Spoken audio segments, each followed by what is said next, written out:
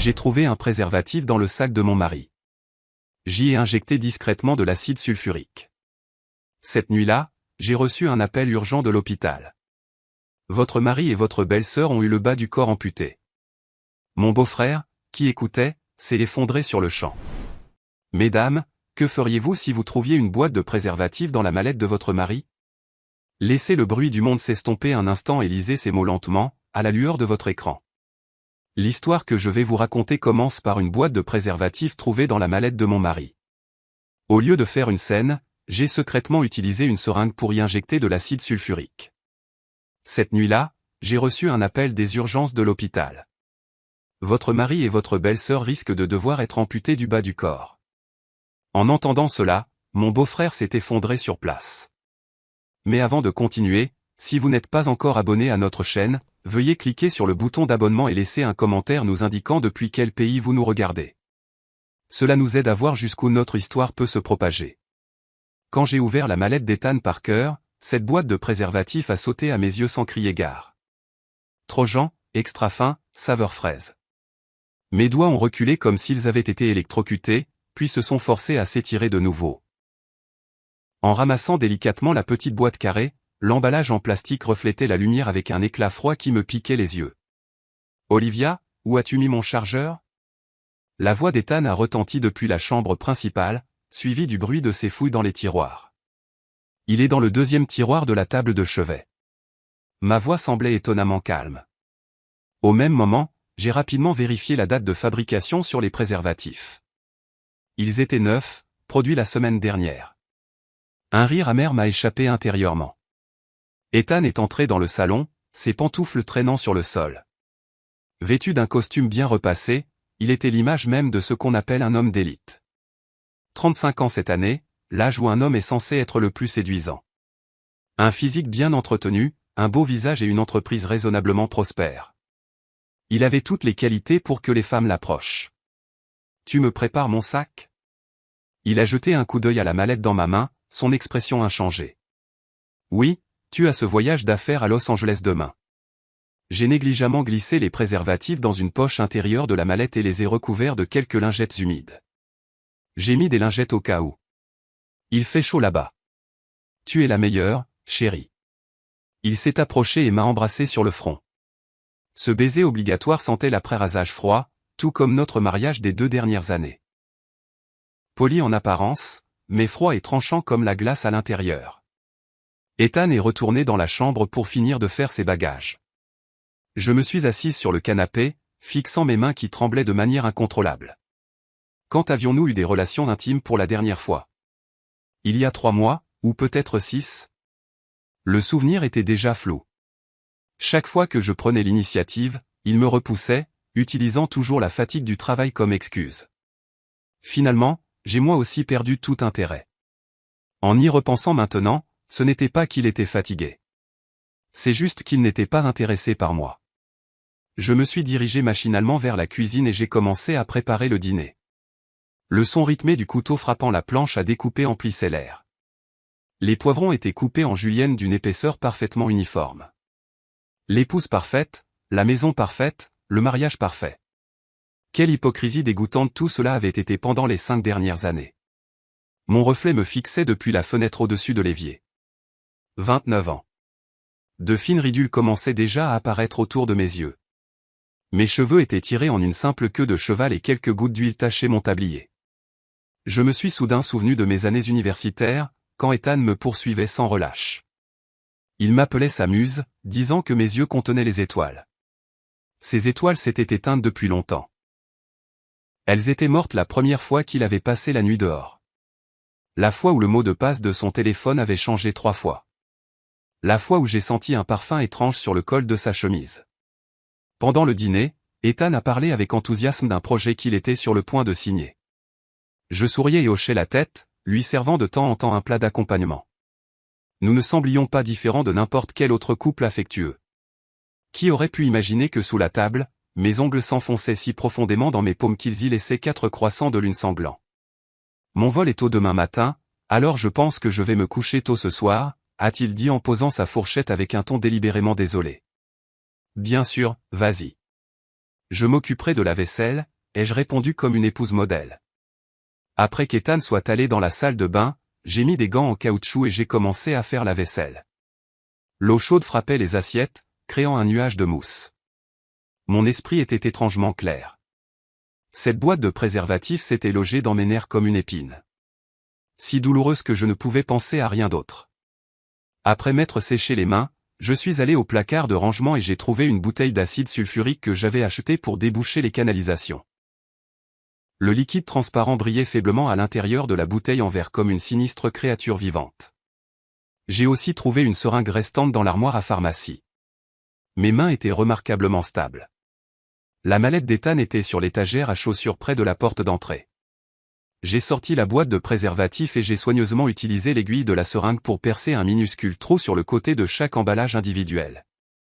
Puis j'ai injecté quelques gouttes d'acide sulfurique. Le liquide a été absorbé instantanément et les minuscules trous dans les emballages étaient presque invisibles. Une fois que j'ai eu terminé, j'ai remis les préservatifs à leur place d'origine et j'ai rangé tous mes outils comme si de rien n'était.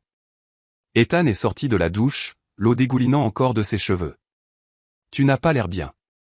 Tu es trop fatigué ?» a-t-il demandé en me jetant un coup d'œil. Je suppose que je le suis un peu. J'ai forcé un sourire. Tu devrais aller te coucher. Tu dois te lever tôt pour ton vol. Il a hoché la tête et est allé dans la chambre. Je me suis assise dans l'obscurité du salon, écoutant le tic-tac de l'horloge murale.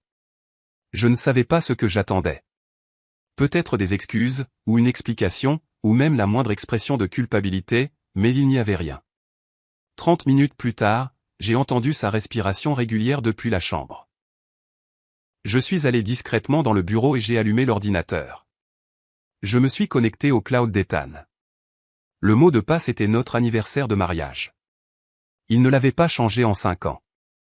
Parmi d'innombrables fichiers de travail, j'ai trouvé un dossier crypté. Après quelques tentatives, j'ai tapé « CH189 » et le dossier s'est ouvert. Il était rempli de photos de Chloé, ma belle-sœur, l'épouse de Liam Parker depuis 2 ans. Sur les photos, Chloé portait diverses lingeries provocantes, posant de manière séduisante sur des lits d'hôtel. Quelques-unes avaient même été prises lors de nos propres photos de famille. Dans les endroits où les regards de May et Liam ne se posaient pas, la main d'Ethan était audacieusement enroulée autour de ses fesses. La photo la plus récente avait été prise la semaine dernière. Ils étaient nus, enlacés. L'arrière-plan était un hôtel à Hawaï, le même où nous avions séjourné pour notre lune de miel. Je me suis mordu la lèvre inférieure jusqu'à sentir le goût du sang. Ils avaient délibérément choisi cet endroit pour m'insulter. J'ai fermé l'ordinateur, je suis sorti sur le balcon et j'ai allumé une cigarette, une habitude que j'avais arrêtée depuis 3 ans parce qu'Ethan détestait ça. L'air de la nuit était froid, et la fumée que j'exhalais s'est rapidement dissipée, comme mes derniers attachements persistants à ce mariage. À 2 heures du matin, mon téléphone a soudainement sonné. C'était un numéro inconnu. « Êtes-vous un membre de la famille de Monsieur Ethan Parker ?» a demandé une femme d'une voix urgente. « Je suis sa femme. »« Qu'est-ce qui ne va pas ?» ?»« Ici les urgences de l'hôpital Northwestern Memorial. Votre mari et une autre patiente ont été amenés. Leur état est critique. Vous devez venir immédiatement. » « Une patiente ?» Ma voix semblait venir de loin. « Puis-je vous demander qui elle est ?» Il y eut un moment de silence à l'autre bout du fil. Au milieu du bruit de fond intense, je pouvais faiblement entendre un homme crier hystériquement. « Ethan Parker, espèce de fils de... Comment as-tu pu me faire ça ?» C'était la voix de mon beau-frère, Liam. Son nom de famille semble commencer par un C, dit l'infirmière avec hésitation. Ils ont tous les deux de graves brûlures chimiques au bas du corps et nécessitent une intervention chirurgicale immédiate. J'arrive tout de suite. J'ai raccroché et j'ai calmement changé de vêtements. J'ai même mis un maquillage léger. Dans le taxi en direction de l'hôpital, j'ai regardé les enseignes au néon défiler par la fenêtre et j'ai soudain ri. Ces préservatifs à la fraise. C'était le parfum préféré de Chloé. Chaque fois que nous avions une réunion de famille, elle apportait toujours un gâteau à la fraise. Maintenant, il n'aurait plus jamais à se soucier de la contraception. Le couloir de l'hôpital semblait interminable. L'odeur de désinfectant me piquait les tempes. Une foule s'était rassemblée devant les urgences. J'ai tout de suite reconnu Liam. Il était retenu par 2 gardes de sécurité, se débattant comme une bête sauvage. Sa chemise blanche était éclaboussée de sang. « Ethan Parker, sors d'ici, salaud !» La voix de Liam était complètement rauque. « Comment as-tu pu coucher avec ma femme? Tu n'es même pas humain. » J'ai ralenti mon allure, contrôlé ma respiration et arboré une expression appropriée d'anxiété et de confusion. « Liam, que se passe-t-il? Où est Ethan? » Liam a tourné la tête brusquement. Ses yeux injectés de sang me fixaient comme si j'étais une étrangère.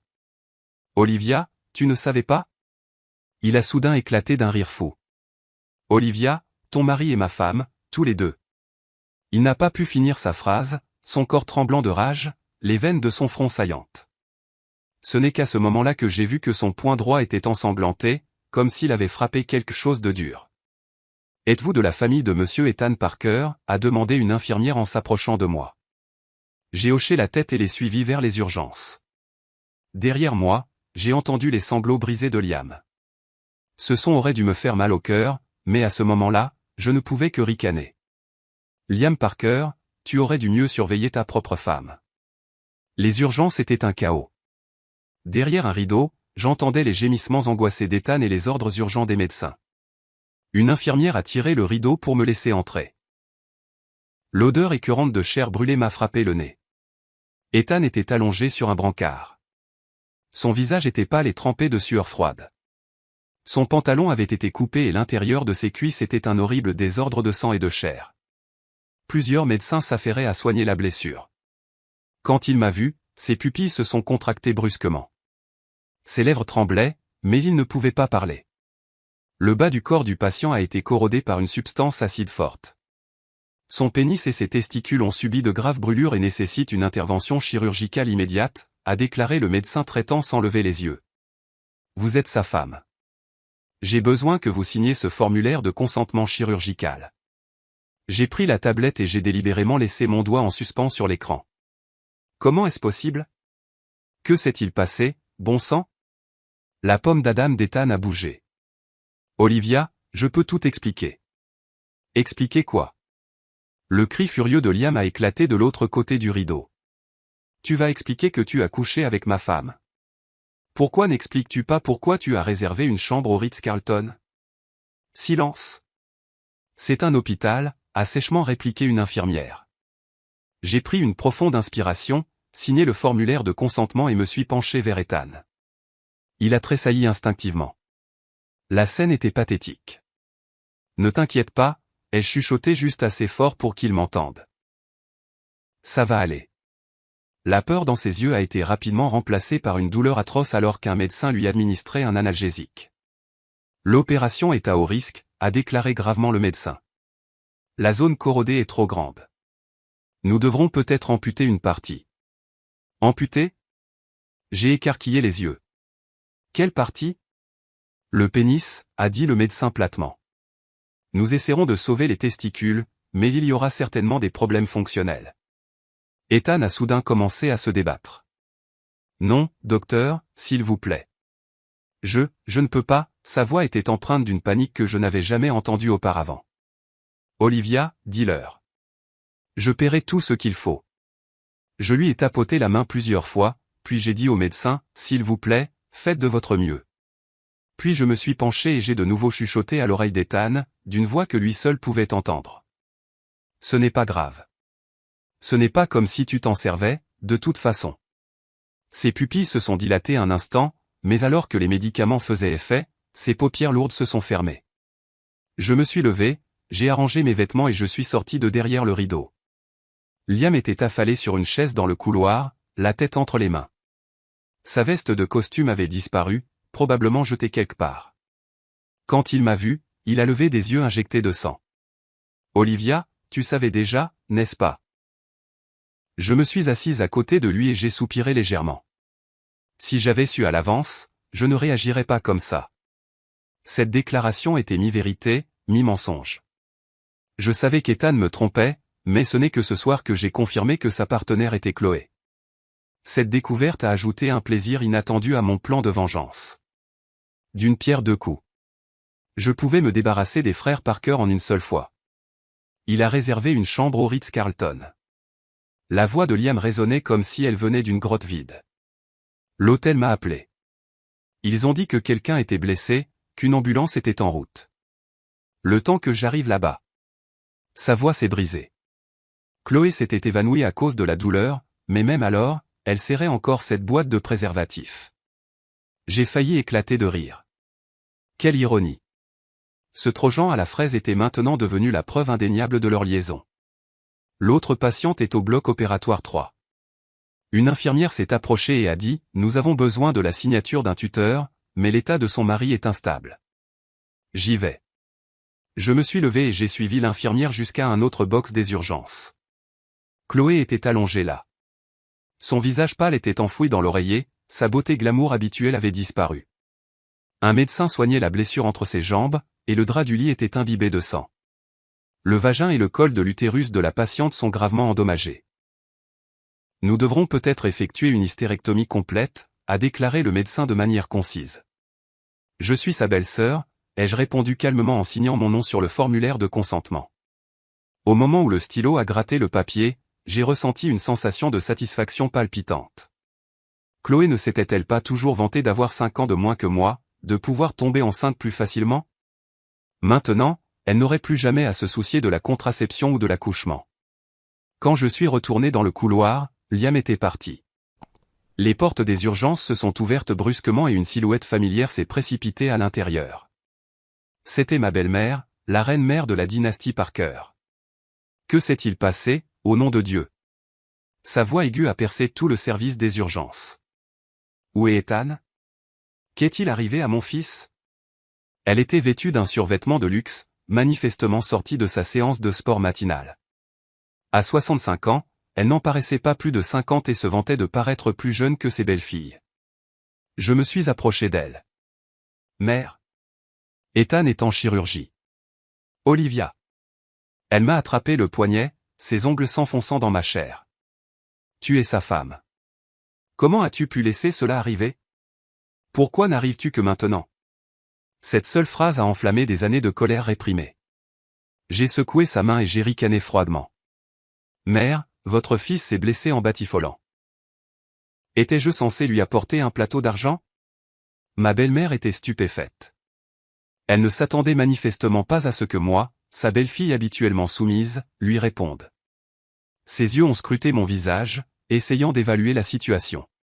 Que s'est-il passé, au juste? Sa voix était un peu plus douce cette fois. Juste au moment où j'allais répondre, la porte de la salle d'opération s'est ouverte et un chirurgien en est sorti. Famille de Monsieur Ethan Parker. L'opération s'est bien passée. Cependant, les dommages étaient si graves que nous avons dû retirer le tiers supérieur de son pénis. Nous avons réussi à sauver les testicules, mais sa fonction? Il a jeté un coup d'œil à moi et à ma belle-mère avant de continuer. Il sera probablement incapable d'obtenir une érection normale à l'avenir. Sa fertilité sera également considérablement réduite. Ma belle-mère s'est figée comme si elle avait été frappée par la foudre. Son visage est devenu d'une pâleur mortelle. Qu'avez-vous dit? Mon fils est un eunuque? Le médecin a toussé maladroitement. Ce n'est pas exactement ça, mais sa fonction sexuelle sera gravement affectée. Ma belle-mère s'est soudainement tournée vers moi, les yeux crachant du feu. Tout est de ta faute. Tu es inutile, incapable de satisfaire ton mari, alors il a dû chercher d'autres femmes. Les yeux du personnel médical et des autres patients dans le couloir se sont tous tournés vers nous. J'ai pris une profonde inspiration et, au bon moment, j'ai laissé les larmes monter à mes yeux. C'était une compétence que j'avais perfectionnée en 5 ans. Un véritable chef-d'œuvre. Mère. Ma voix tremblait. Ethan, il était à l'hôtel avec la femme de Liam, avec Chloé. L'expression sur le visage de ma belle-mère était un spectacle à voir. D'abord le choc, puis l'incrédulité, et enfin une contorsion grotesque. Elle a reculé de quelques pas, s'appuyant contre le mur et marmonnant « Non, c'est impossible. Ethan ne serait pas aussi stupide. » Juste à ce moment-là, la porte du bloc opératoire 3 s'est également ouverte. Et un autre chirurgien en est sorti. Tuteur de mademoiselle Chloé, l'opération est terminée. Nous avons effectué une hystérectomie complète, et la reconstruction vaginale sera difficile. Il est peu probable qu'elle puisse avoir des rapports sexuels à l'avenir.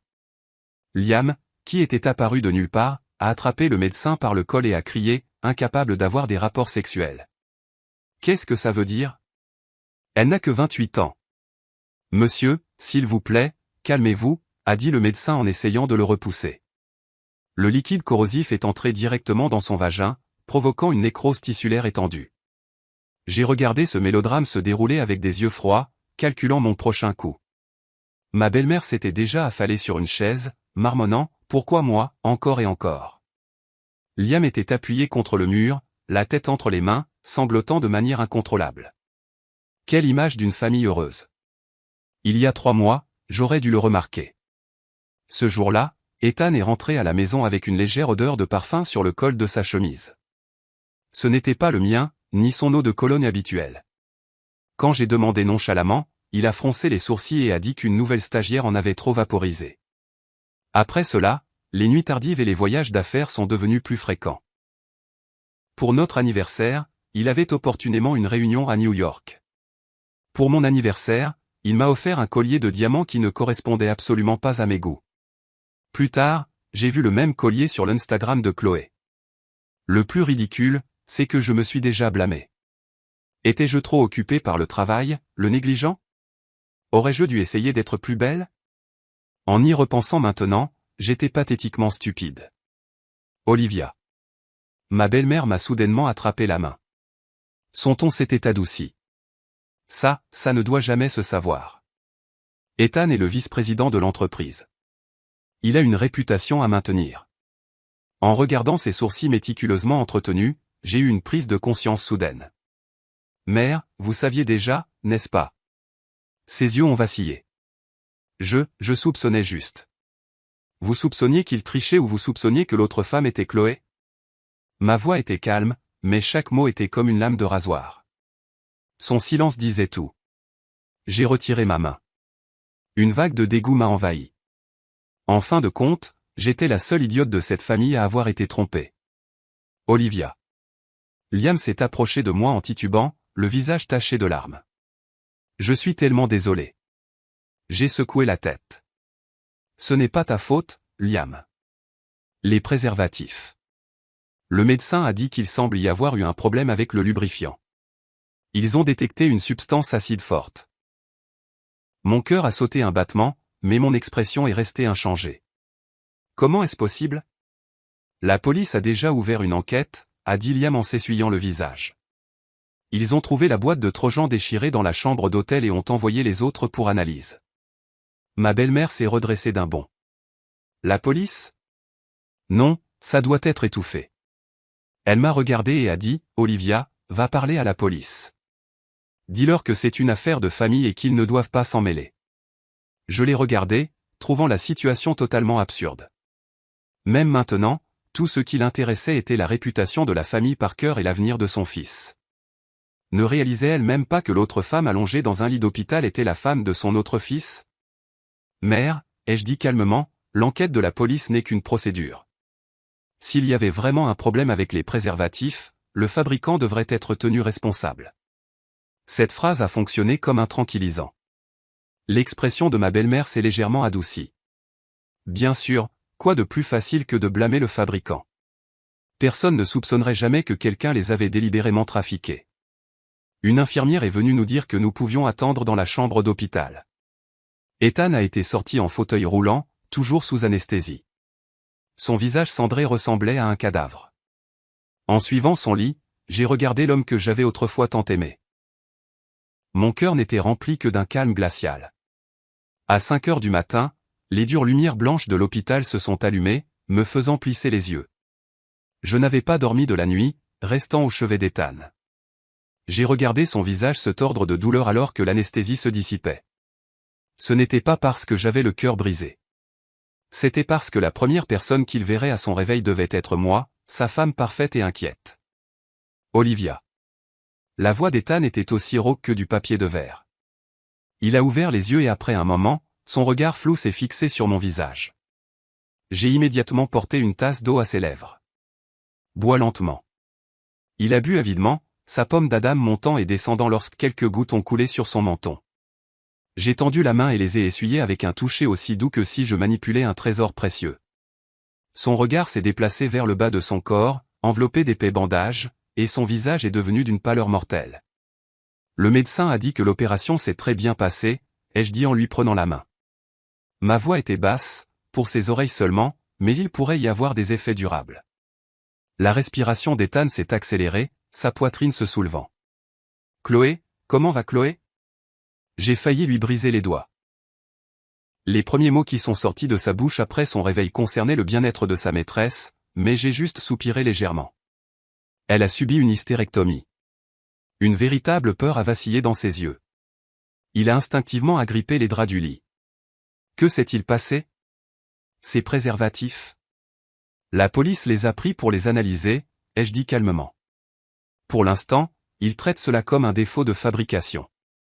Ils pensent qu'une sorte de substance acide s'est mélangée au lubrifiant. C'était une histoire que j'avais inventée après une conversation privée avec le médecin. De l'acide sulfurique avait en effet été détecté, mais l'hôpital avait également trouvé de minuscules traces d'une piqûre d'aiguille de seringue sur les préservatifs.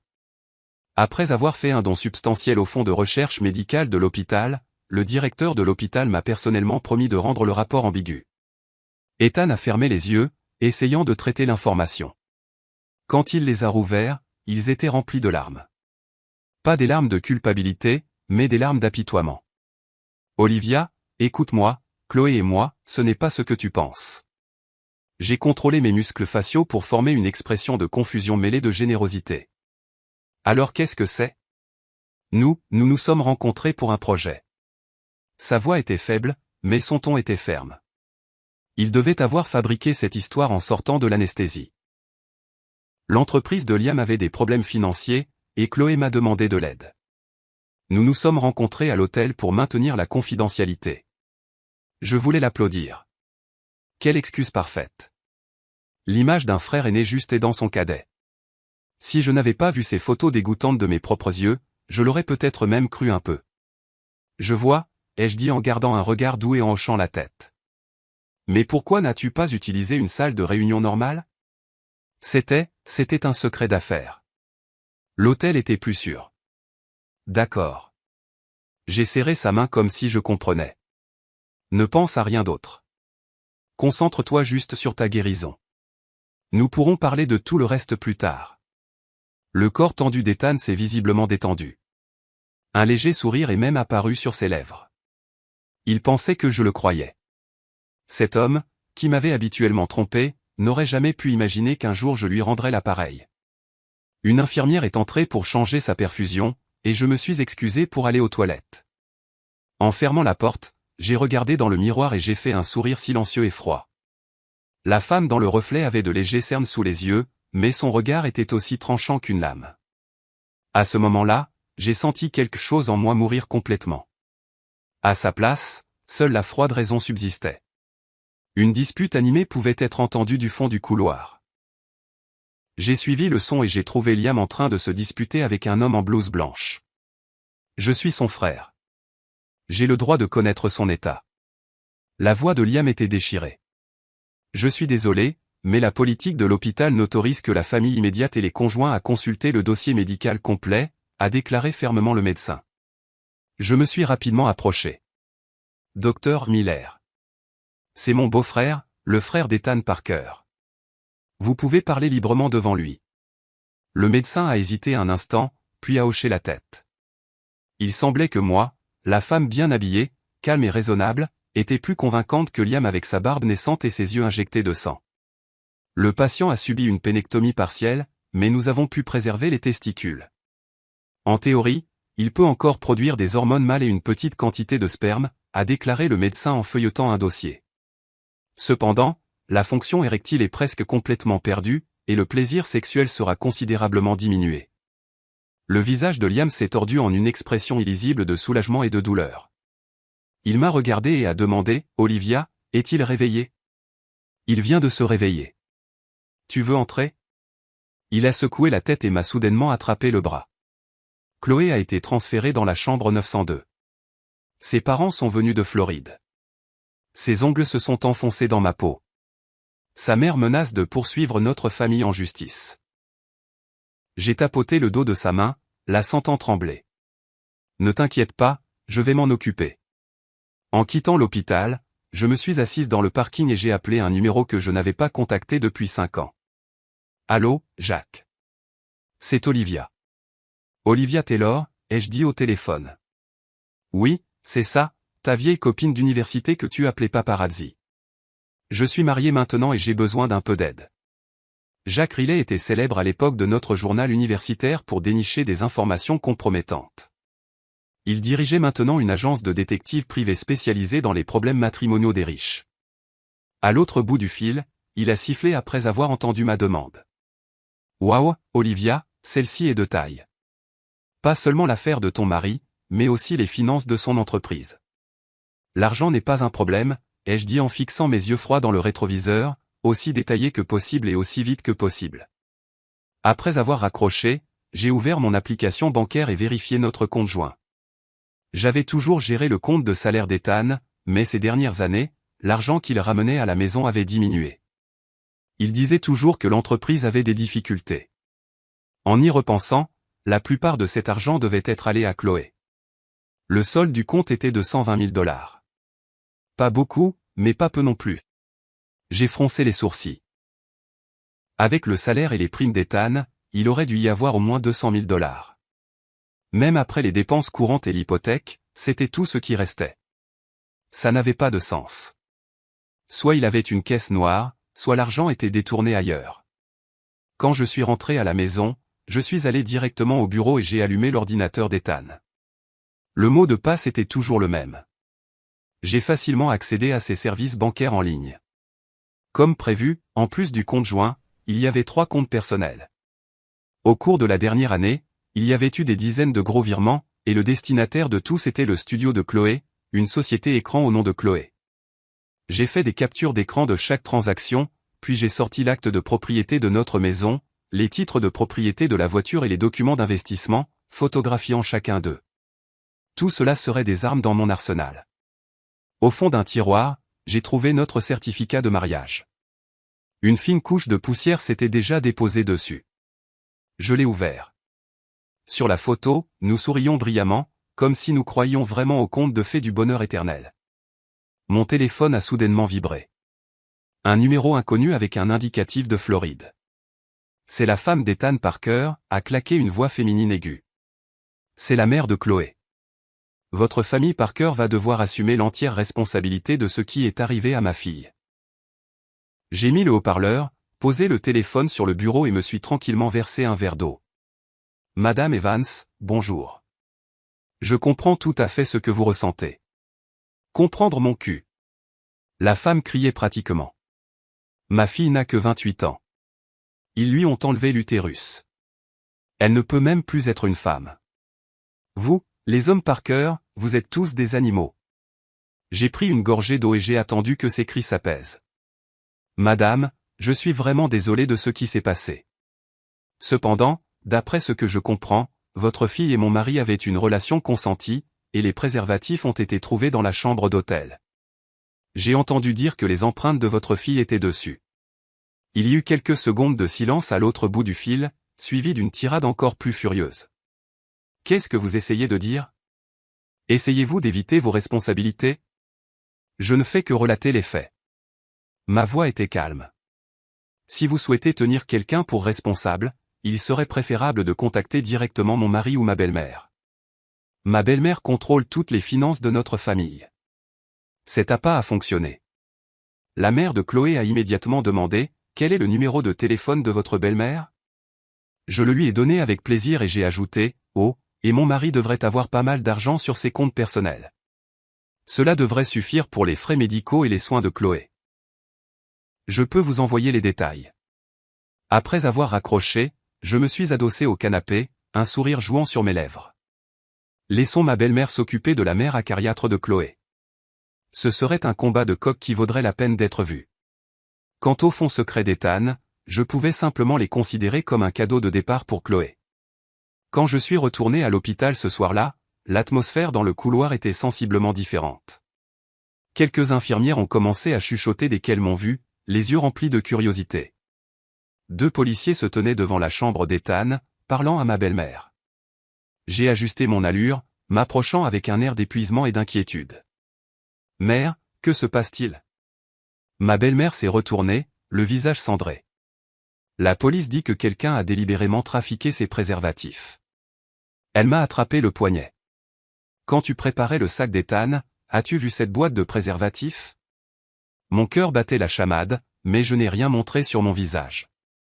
Des préservatifs? Je n'ai rien vu de tel pendant que je faisais ces affaires. L'un des officiers s'est approché et m'a montré son badge. Madame Parker, nous avons quelques questions. Votre mari affirme avoir reçu ces préservatifs en cadeau de quelqu'un d'autre. Savez-vous de qui il pourrait s'agir? Un cadeau? J'ai à peine réprimé un rire. Mon mari reçoit souvent des cadeaux, mais il n'a jamais ramené de préservatifs à la maison. J'ai délibérément fait une pause.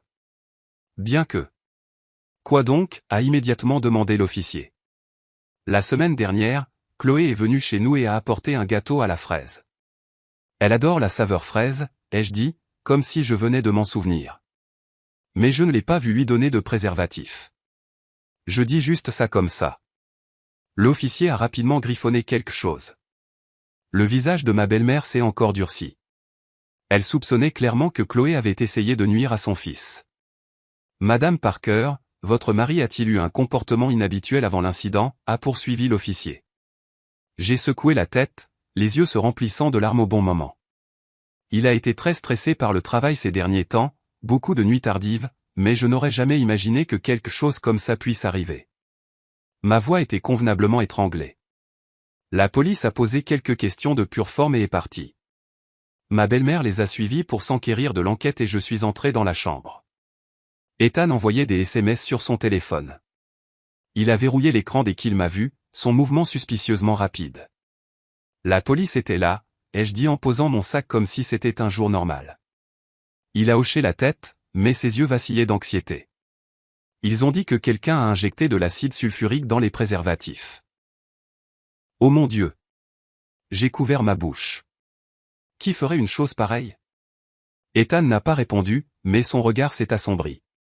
J'ai soudain réalisé qu'il soupçonnait Chloé. La pensée m'a presque fait éclater de rire. Quelle manipulation parfaite. Je n'ai même pas eu à lever le petit doigt. Est-ce que Liam est passé? Ai-je demandé. Ethan a secoué la tête avec une expression gênée. Il a probablement du mal à l'accepter. Je suppose. Sa propre femme et son propre frère. J'ai laissé les mots en suspens, regardant le visage d'Ethan se crisper à l'expression « son propre frère ». La porte a été violemment ouverte et Liam se tenait là. Ses yeux étaient injectés de sang. Ethan, sa voix était un murmure rauque. Chloé s'est réveillée. Elle a dit que c'est toi qui as acheté ces préservatifs. La couleur a quitté le visage d'Ethan. C'est fou. Elle les a achetés dans une supérette. Vraiment? Liam a fait un pas après l'autre vers le lit. Alors pourquoi le vendeur de la supérette a-t-il dit qu'il a vu un homme en costume acheter des trojans à la fraise? La vidéosurveillance de l'hôtel t'a également filmé montant dans l'ascenseur en tenant ses préservatifs. J'ai silencieusement observé cette confrontation fraternelle. Ethan était visiblement troublé, des perles de sueur se formant sur son front.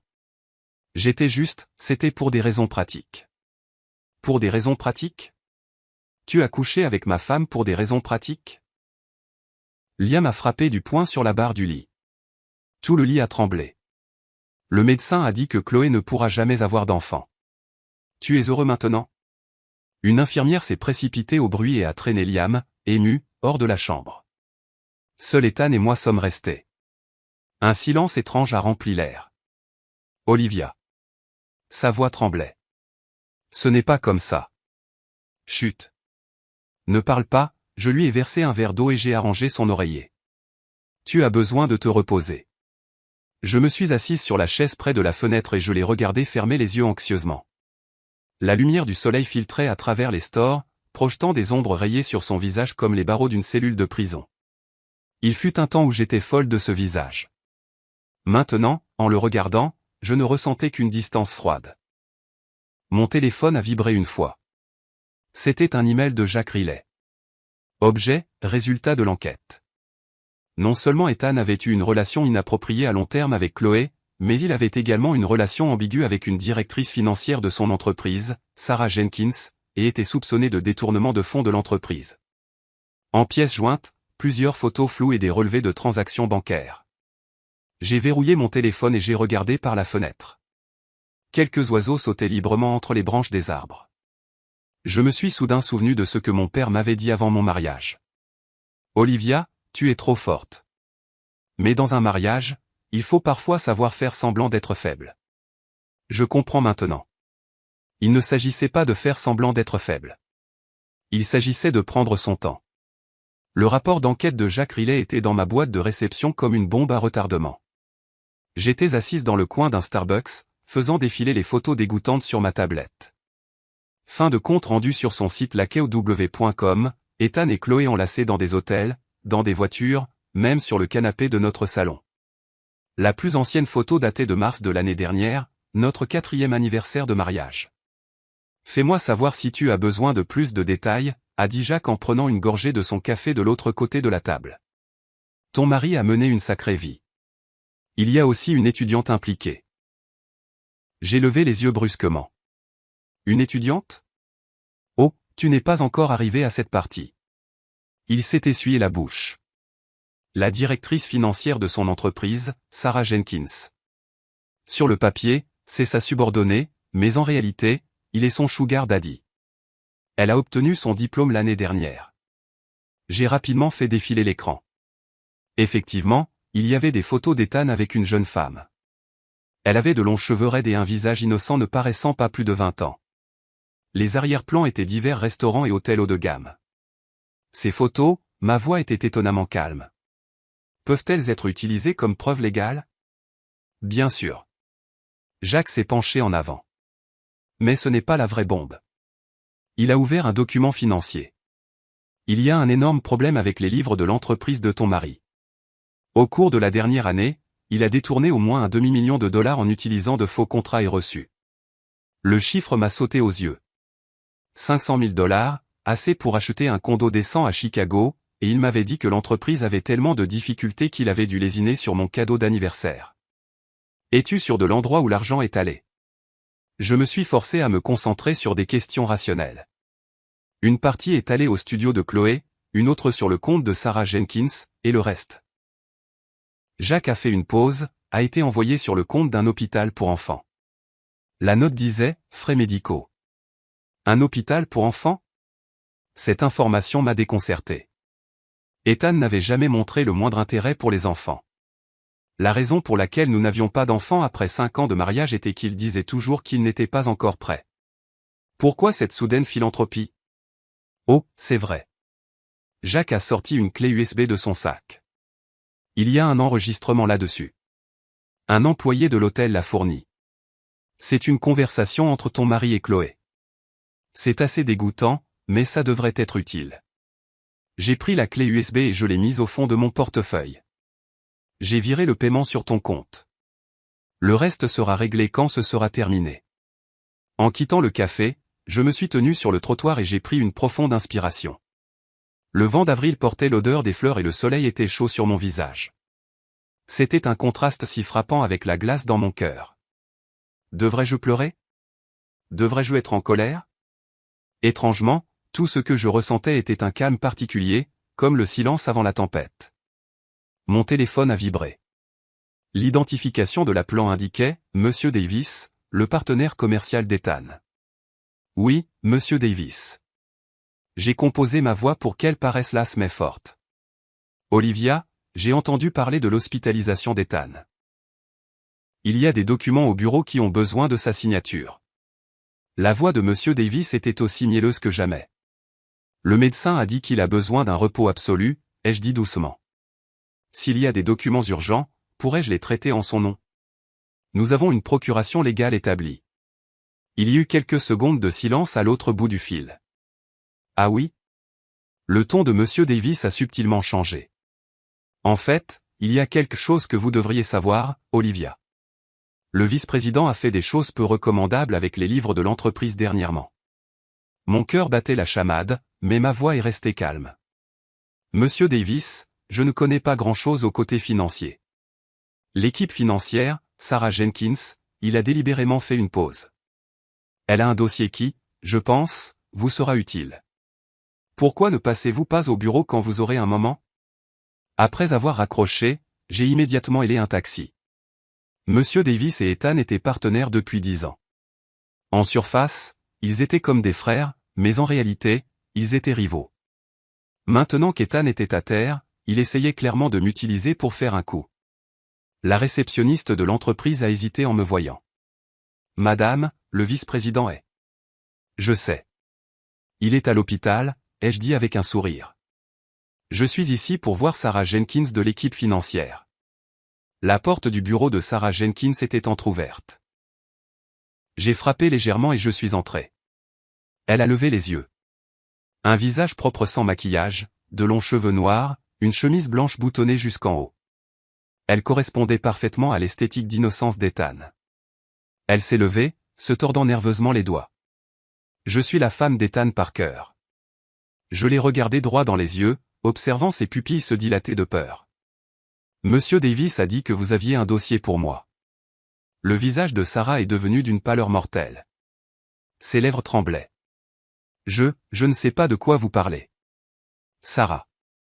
J'ai fait un pas de plus et j'ai baissé la voix. J'ai toutes les photos de vous et d'Ethan à Lilton. Vous pouvez soit me donner ce dossier maintenant, soit je peux prendre ce dossier et Monsieur Davis et tout remettre à la police. C'est votre choix. Le bluff a fonctionné. Sarah s'est affalée sur sa chaise et a sorti un dossier du fond d'un tiroir. Le vice-président, il a dit qu'il empruntait juste les fonds pour une courte période. J'ai ouvert le dossier. C'était un enregistrement détaillé des flux de trésorerie. Il indiquait clairement où chaque montant détourné allait et quand. Le plus choquant se trouvait à la dernière page. Une photo d'un garçon de 3 ans. Son dossier médical indiquait « Léo Parker, leucémie lymphoblastique aiguë ». Qui est cet enfant? Ma voix tremblait légèrement. Des larmes ont coulé des yeux de Sarah. C'est le fils du vice-président d'une ancienne petite amie. La femme est partie après avoir accouché, et l'enfant était élevé par une nounou à la campagne jusqu'à ce qu'on lui diagnostique une leucémie l'année dernière. Le monde a tourné. Ethan avait un fils de 3 ans. Cela signifiait qu'il avait déjà un enfant avant notre mariage. Et il ne me l'avait jamais dit. Tous ces mensonges, sa froideur, sa trahison au cours de l'année écoulée ont soudain pris un nouveau sens. Il n'aimait pas les enfants. Il ne voulait simplement pas d'enfants avec moi. Les factures médicales étaient si élevées, sanglotait Sarah. Le vice-président a dit qu'il ne pouvait pas utiliser les fonds de l'entreprise. Il avait peur que vous le découvriez. J'ai fermé le dossier et je l'ai mis dans mon sac. Sarah, présentez votre démission d'ici demain et quittez cette ville. Sinon, ces photos seront livrées à la porte de vos parents. En quittant le bâtiment, la lumière du soleil était si vive que je ne pouvais pas ouvrir les yeux. Je me suis tenu sur les marches et j'ai soudain commencé à rire aux éclats. Rire jusqu'à ce que les larmes coulent sur mon visage. Pendant 5 ans de mariage, je n'avais aucune idée que mon mari avait un fils de 3 ans caché. Quel ridicule. L'homme qui disait toujours qu'il n'était pas prêt à avoir des enfants était déjà père. Dans le couloir de l'hôpital, ma belle-mère se disputait avec les parents de Chloé. La mère de Chloé pointait un doigt sur son visage, criant des obscénités. Il n'y a pas un seul être humain décent dans votre famille Parker. Votre fils a ruiné la vie de ma fille. Ne pensez-vous pas à la façon dont votre fille a séduit mon fils? Qui sait ce qu'elle a fait à ses préservatifs, a crié ma belle-mère en retour. J'ai tranquillement contourné le champ de bataille et je suis entré dans la chambre d'Ethan. Il regardait son téléphone et l'a verrouillé dès qu'il m'a vu. Un geste familier que j'avais vu trop de fois. Comment va l'entreprise, a-t-il demandé en essayant d'agir nonchalamment. Bien. J'ai posé mon sac et je lui ai versé un verre d'eau. Monsieur Davis s'inquiète pour vous. L'expression d'Ethan s'est tendue. Qu'est-ce qu'il a dit? Pas grand-chose. Il a juste demandé si vous alliez bien. Je lui ai tendu l'eau et ses pilules, les antibiotiques et les analgésiques prescrits, plus un petit quelque chose de plus que j'avais mélangé. Alors qu'il les avalait, j'ai ressenti un léger sentiment de plaisir en regardant sa pomme d'Adam bouger. L'acide sulfurique est trop direct. Un laxatif est un moyen lent et tortueux de faire dépérir une personne. Je lui ferai regarder tout ce qu'il possédait s'échapper, tout comme ma dignité et mon amour au fil des ans. Olivia, il m'a soudainement attrapé la main. Quand je sortirai d'ici, nous devrons avoir une vraie discussion. D'accord, bien sûr. J'ai souri. À propos de notre avenir? Ses yeux ont vacillé. Le médecin a dit que je ne pourrais probablement jamais, tu sais. Ne pas pouvoir quoi? J'ai fait semblant de ne pas savoir. Avoir une vie sexuelle, a-t-il pratiquement crié, puis il a baissé la voix. Mais nous pourrions adopter un enfant, ou il y a d'autres moyens. J'ai failli briser le verre. Même dans cette situation, il pensait me tromper pour adopter un enfant alors que son propre fils était là. Mais je lui ai juste tapoté la main doucement. Ne pense pas à ça. Concentre-toi juste sur ta guérison. Une infirmière est entrée pour changer son traitement et je me suis excusé pour aller aux toilettes. Dès que la porte s'est fermée, j'ai appelé Jacques Riley. Jacques, j'ai besoin que tu recherches tout bien immobilier appartenant à Ethan Parker à la campagne, en particulier près d'un hôpital. Et aussi des informations sur un garçon de 3 ans nommé Léo Parker, un patient atteint de leucémie lymphoblastique aiguë. Après avoir raccroché, j'ai arrangé mes cheveux dans le miroir. Les yeux de la femme dans le reflet étaient aussi froids que la glace, mais un sourire parfait jouait sur ses lèvres. Quelle terrible transformation. L'ancienne Olivia Taylor était morte. Maintenant, je n'étais plus qu'une vengeresse. Quand je suis retourné dans la chambre, Ethan gémissait. Mon estomac me fait si mal tout d'un coup. Qu'est-ce qui ne va pas? J'ai appuyé sur le bouton d'appel, feignant l'inquiétude. As-tu mangé quelque chose de mauvais? Le médecin a diagnostiqué une détresse gastro-intestinale due à un effet secondaire du médicament et a changé sa prescription. J'ai regardé Ethan recroquevillé sur le lit, trempé de sueur froide, et je n'ai ressenti aucune sympathie. Ce n'était que le début. Ce soir-là, ma belle-mère m'a tiré dans un coin du couloir. Olivia, nous ne pouvons pas laisser cela prendre plus d'ampleur, a-t-elle chuchoté. Ethan est le pilier de l'entreprise. Si ce scandale éclate. Mère, les jeux interrompus. Vous saviez déjà pour Ethan et Chloé, n'est-ce pas? Son visage s'est durci. Quoi?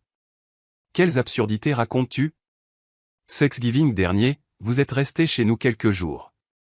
Une nuit, je vous ai vu, toi et Ethan, parler sur le balcon. Je l'ai regardé droit dans les yeux. Vous avez dit, fais attention. Ne laisse pas Olivia découvrir. Ses lèvres tremblaient.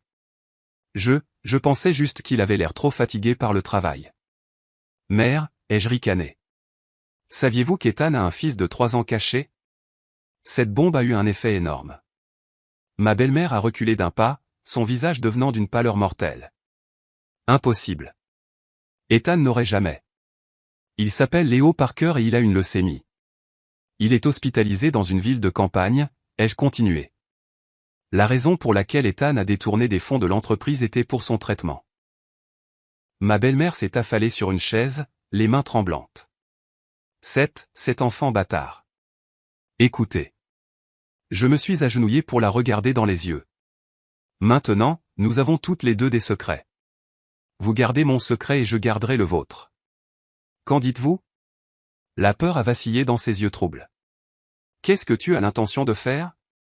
Simple. J'ai souri. Je vais faire en sorte qu'Ethan Parker perde tout, et vous allez m'aider. Son silence valait consentement. Je me suis levé et j'ai arrangé mes vêtements. La première phase était terminée. Maintenant, la seconde. Monsieur Davis a appelé cette nuit-là pour m'informer que le conseil d'administration avait décidé de geler temporairement toute l'autorité d'Ethan. Avec le problème de détournement de fonds, c'était inévitable. Olivia, en tant que membre de la famille, qu'en pensez-vous, Monsieur Davis? Ma voix était douce. Je ne connais pas grand-chose aux affaires de l'entreprise, mais pendant qu'Ethan se rétablit, puis-je assister aux réunions du conseil d'administration en son nom? Nous avons une procuration conjointe. J'ai entendu le bruit de papier de l'autre côté. Vous l'avez certainement. Alors, la réunion du conseil d'administration mardi prochain. Vous y assisterez en tant que mandataire du vice-président. Je serai là. J'ai raccroché et j'ai souri. Ethan, tu pensais être le seul à avoir 2 visages? À la tombée de la nuit, seuls les gémissements douloureux d'Ethan remplissaient la chambre d'hôpital. Le laxatif l'avait envoyé aux toilettes 6 fois cette nuit-là. Il était complètement épuisé. Je me suis assise près de son lit, essuyant doucement la sueur de son front. Olivia, dit-il faiblement en me prenant la main. Tu es si bonne avec moi. Tu es mon mari, ai-je dit, ajoutant silencieusement, et mon ennemi. Mon téléphone s'est allumé une fois. Un message de Jacques Riley. J'ai trouvé l'enfant. Hôpital général du comté de Clearwater. Petit appartement à proximité au nom d'Ethan Parker. L'enfant y vit avec une nounou. Dossiers médicaux et photos envoyés à votre email. J'ai verrouillé l'écran et j'ai regardé par la fenêtre. Le clair de lune froid tombait sur la pelouse de l'hôpital comme du givre. Léo Parker, 3 ans, un enfant innocent. Mais il était aussi la preuve indéniable de la trahison d'Ethan. Devais-je haïr cet enfant? Non. Je devrais être reconnaissante envers cet enfant. Il m'avait donné l'arme la plus puissante pour faire tomber Ethan. Demain, j'irai rencontrer cet enfant, et Ethan Parker ferait face au plus long cauchemar de sa vie. Les murs de l'hôpital général du comté de Clearwater étaient peints d'un vert pâle avec de la moisissure grimpant dans les coins.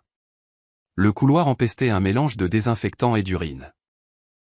Je marchais sur le sol qui craquait, suivant les indications que Jacques m'avait données jusqu'au 3e étage, service de pédiatrie, chambre 307. C'était une chambre de 6 lits, mais seul le lit dans le coin le plus éloigné était occupé. Un petit garçon maigre était appuyé contre les oreillers, feuilletant un livre d'images. Ses cheveux étaient clairsemés et son visage était si pâle qu'il en était presque transparent. Ses poignets semblaient pouvoir se casser. Debout à la porte, je me suis soudain senti incertaine de la raison de ma présence ici. Était-ce pour recueillir plus de preuves pour détruire Ethan, ou étais-je simplement curieuse de connaître l'enfant pour lequel il était prêt à détourner des fonds pour le sauver? Vous cherchez quelqu'un. Une femme d'âge moyen est apparue derrière moi, tenant une bassine d'eau chaude. Ce devait être la nounou, Madame Gable, mentionnée dans le rapport de Jacques. Je suis la femme d'Ethan Parker. Je me suis identifié immédiatement, observant sa réaction. Les mains de Madame Gable ont tremblé, manquant de faire tomber la bassine. Madame, balbutia-t-elle. Est-ce que Monsieur Parker sait que vous êtes ici? J'imagine que oui. Je suis passé devant elle, directement au lit d'hôpital. L'enfant a levé les yeux. Ses yeux étaient inhabituellement grands et sombres. Dès qu'il m'a vu, ses yeux se sont illuminés et un sourire s'est étendu sur son petit visage. Maman. Il a tendu les bras. Sa voix était aussi claire qu'une cloche. Je me suis figé sur place. Maman. Ethan devait lui avoir montré ma photo. Léo. Ce n'est pas maman, a dit Madame Gable à la hâte, posant la bassine et prenant la main de l'enfant. C'est la femme de Monsieur Parker. C'est maman, a insisté Léo en pointant mon visage. La maman dans le téléphone de papa. Le choc a été comme un coup de masse dans la poitrine. Ethan lui avait montré ma photo et lui avait dit que j'étais sa mère. Ce mensonge m'a mise plus en colère que toute autre trahison. Madame, s'il vous plaît, ne soyez pas en colère, a dit Madame Gable, désemparée. Monsieur Parker, c'est juste parfois pour apaiser l'enfant. J'ai pris une profonde inspiration et je me suis approché du lit. Léo, quel âge as-tu? 3 ans et demi, il a fièrement levé 4 doigts, puis s'est rapidement corrigé à 3. Papa a dit que je pourrais bientôt aller à l'école maternelle. 3 ans et demi. J'ai rapidement calculé le temps. Environ 1 an après notre mariage, Ethan était parti en voyage d'affaires de 2 mois à Seattle. À son retour, il était inhabituellement affectueux. En y repensant, ce devait être de la culpabilité. Maman, un câlin. Léo s'est soudainement jeté sur moi, enroulant ses petits bras autour de mon cou. Il était léger comme une plume, et son corps sentait légèrement le médicament et le parfum sucré d'un enfant. Je l'ai instinctivement attrapé. Son petit corps chaud semblait fragile dans mes bras. Un sentiment étrange a jailli du plus profond de mon cœur, comme une fissure se formant à la surface d'un lac gelé. Comment se passe le traitement de Léo? Je me suis forcé à retrouver mon sang-froid et j'ai demandé à Madame Gable. Le médecin dit que son état n'est pas bon, a-t-elle dit en s'essuyant les yeux. La chimio n'est pas très efficace, alors il a besoin d'une greffe de moelle osseuse, mais il ne trouve pas de donneur compatible. Monsieur Parker a été testé, mais il n'était pas compatible, et nous ne pouvons pas contacter la mère biologique de l'enfant. J'ai baissé les yeux vers l'enfant dans mes bras. Il était absorbé par le jeu avec les boutons de ma chemise. Ses longs cils projetaient des ombres sur son visage. Comment une si petite vie pouvait-elle endurer tant de douleurs, et l'existence de cet enfant bouleversait complètement mon plan de vengeance. Les factures médicales sont-elles toujours payées, ai-je demandé. Madame Gable a secoué la tête. Monsieur Parker a dit que l'entreprise traverse une période difficile en ce moment. Nous n'avons même pas encore payé la facture du mois dernier. J'ai ricané. Période difficile. Il a dépensé tout l'argent pour Chloé et Sarah. Maman, regarde. Léo a brandi un livre d'images. Il montrait une famille de 3 personnes se tenant la main. C'est papa. C'est maman. Et ça, c'est moi. Une boule s'est formée dans ma gorge. Cet enfant innocent n'avait aucune idée que l'homme qu'il appelait papa était allongé dans un lit d'hôpital, ayant perdu sa fonction sexuelle après une liaison avec une autre femme. Il n'avait aucune idée que la femme qu'il pensait être sa mère prévoyait de détruire tout ce que son père avait. Madame, a demandé prudemment Madame Gable, allez-vous dire à Monsieur Parker que vous étiez ici? J'ai doucement posé Léo et j'ai sorti une carte de mon sac. Il y a 20 000 $ dessus. Le code PIN et l'anniversaire d'Ethan. Payez d'abord les factures en retard et utilisez le reste pour la suite de son traitement. Les yeux de Madame Gable se sont écarquillés et elle a pris la carte avec incrédulité. Ne lui dites pas que je vous ai donné ça. Je me suis levé et j'ai regardé Léo une dernière fois. Il me regardait avec des yeux perplexes, semblant incapable de comprendre pourquoi sa maman partait si peu de temps après son arrivée. En quittant l'hôpital, la lumière du soleil me piquait les yeux. Je suis resté longtemps dans la voiture, incapable de calmer mon esprit. Le regard innocent de l'enfant, sa voix joyeuse m'appelant maman. Tout cela était d'une ironie si cruelle. Pendant 5 ans de mariage, j'avais tellement désiré un enfant, mais je n'avais jamais pu tomber enceinte. Et Ethan avait un enfant à lui depuis le début, me trompant tout ce temps. La sonnerie de mon téléphone a interrompu mes pensées. C'était Monsieur Davis. Olivia, la réunion du conseil d'administration a été avancée à demain à 9 h. Sa voix était excitée. Un investisseur majeur a soudainement évoqué une acquisition en l'absence du vice-président. Vous devez y assister en tant que sa mandataire. Une acquisition? Je suis resté sur mes gardes. Je ne peux pas parler longtemps au téléphone. Nous en discuterons demain.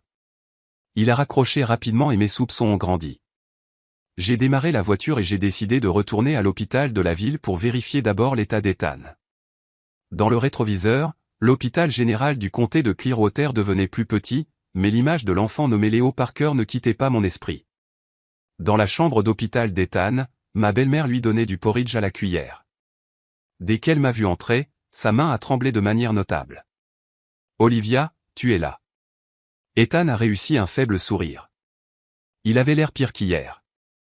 Le laxatif semblait bien fonctionner. « Mère, vous devriez rentrer vous reposer. Je m'occuperai d'Ethan. » J'ai pris le bol de porridge de sa main, la frôlant délibérément. Je pouvais la sentir trembler. Ma belle-mère a hésité un moment, puis a finalement hoché la tête. Je vais aller voir Liam. Elle est partie rapidement, son dos paraissant quelque peu voûté. Comment va l'entreprise? A demandé Ethan d'urgence. Bien. J'ai pris une cuillerée de porridge et l'ai portée à ses lèvres. Monsieur Davis a dit qu'un investisseur majeur parle d'une acquisition. Il y a une réunion du conseil d'administration demain. Ethan s'est redressé d'un bond, puis a gémi de douleur et est retombé sur les oreillers. Une acquisition? Quelle acquisition?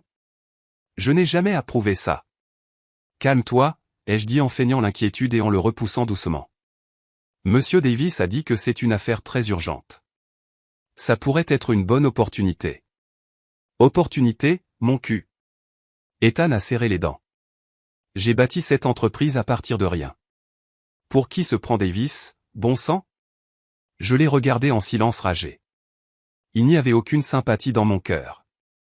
Il valorisait l'entreprise par-dessus tout. C'était une information utile. J'assisterai à la réunion demain et je transmettrai votre opinion, ai-je dit doucement. Ethan m'a fixé, son regard complexe. Olivia, tu as beaucoup changé ces derniers temps. Oui, ai-je souri. Les gens changent. Une infirmière est entrée pour changer sa perfusion, et j'en ai profité pour partir. Dans le couloir, ma belle-mère est apparue comme un fantôme et m'a barré le chemin. Es-tu allé voir cet enfant? J'ai haussé un sourcil. Votre réseau d'information est rapide. Olivia. Elle m'a attrapé le bras, ses ongles s'enfonçant dans ma chair. Cet enfant, nous ne pouvons pas le laisser comme ça. Nous ne pouvons pas avoir une telle tâche sur la famille Parker. J'ai secoué sa main, choqué par sa cruauté. Mère, c'est votre petit-fils. C'est juste un enfant bâtard. Ma belle-mère a serré les dents. Ethan a perdu la tête. Tu ne peux pas être comme lui. Cet enfant ne vivra pas longtemps de toute façon. Juste un gaspillage d'argent. J'ai soudain réalisé. Mère, vous saviez déjà l'existence de Léo, n'est-ce pas? Ses yeux ont vacillé. Je viens de le découvrir récemment. Menteuse. J'ai ricané, tout comme avec Chloé. Vous l'avez aidé à me tromper. Le visage de ma belle-mère est devenu d'une pâleur mortelle. Olivia, la lignée des Parker ne peut pas s'éteindre. Maintenant qu'Ethan est dans cet état, cet enfant est le seul héritier. Alors, que voulez-vous que je fasse? Alors, tu dois l'accepter. Les mots choquants sont sortis de sa bouche. Ramène cet enfant à la maison et élève-le comme ton propre fils. J'ai failli éclater de rire. Quelle absurdité. Son fils m'a trahi et maintenant je suis censé élever son enfant secret. Mère. Ai-je dit lentement. Vous semblez avoir oublié. Mais Ethan est maintenant impuissant.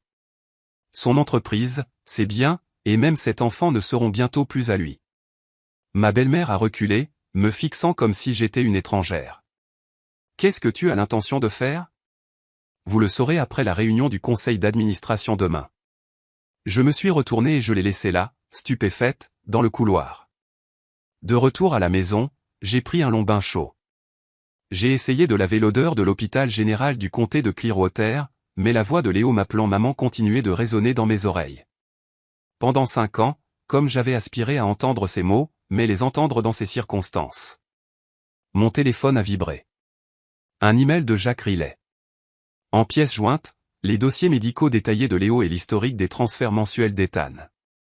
Je me suis redressé en voyant les dernières pages. C'étaient des informations sur l'ex-petite amie d'Ethan. La mère biologique de Léo, 28 ans, ancienne chanteuse de boîte de nuit, partie après l'accouchement. On pense qu'elle réside à Miami, mais on ignore où elle se trouve. Une photo floue était jointe. La femme portait un maquillage épais, ce qui rendait difficile de voir clairement son visage. J'ai continué à faire défiler et j'ai retenu mon souffle. Le dernier document était les relevés de virement bancaire de ma belle-mère. Elle avait envoyé une somme fixe à un compte à Miami chaque mois depuis 3 ans. Le nom du destinataire était délibérément masqué, mais le moment et les montants correspondaient à la période où l'ex-petite amie était partie. Ma belle-mère payait la mère biologique de Léo. Pourquoi? Comme argent du silence? Ma tête a commencé à me faire mal. Tout cela était bien plus compliqué que je ne l'avais imaginé. La trahison d'Ethan, l'existence d'un fils caché, la dissimulation de ma belle-mère, et cette réunion suspecte du conseil d'administration demain. L'eau du bain avait déjà refroidi. Je me suis levé, je me suis séché et je me suis tenu devant le miroir. Une femme de 30 ans. De fines rides s'étaient formées autour de ses yeux, mais son corps était encore en bonne forme. Comme j'avais autrefois aimé Ethan Parker. Assez pour renoncer à une excellente offre d'emploi à l'étranger pour lui. Assez pour supporter les tourments de ma belle-mère. Assez pour pardonner sa froideur encore et encore. Maintenant, cette Olivia Taylor dévouée était morte. Les yeux de la femme dans le miroir étaient aussi froids que la glace, mais un sourire parfait jouait sur ses lèvres. Demain, la deuxième phase de ma vengeance commencerait officiellement. Mais ce petit visage pâle qui m'appelait maman était devenu la plus grande variable de mon plan. La salle de conférence de Parker Industries. La lumière du soleil entrait à flot par les baies vitrées, scintillant sur les documents posés sur la longue table.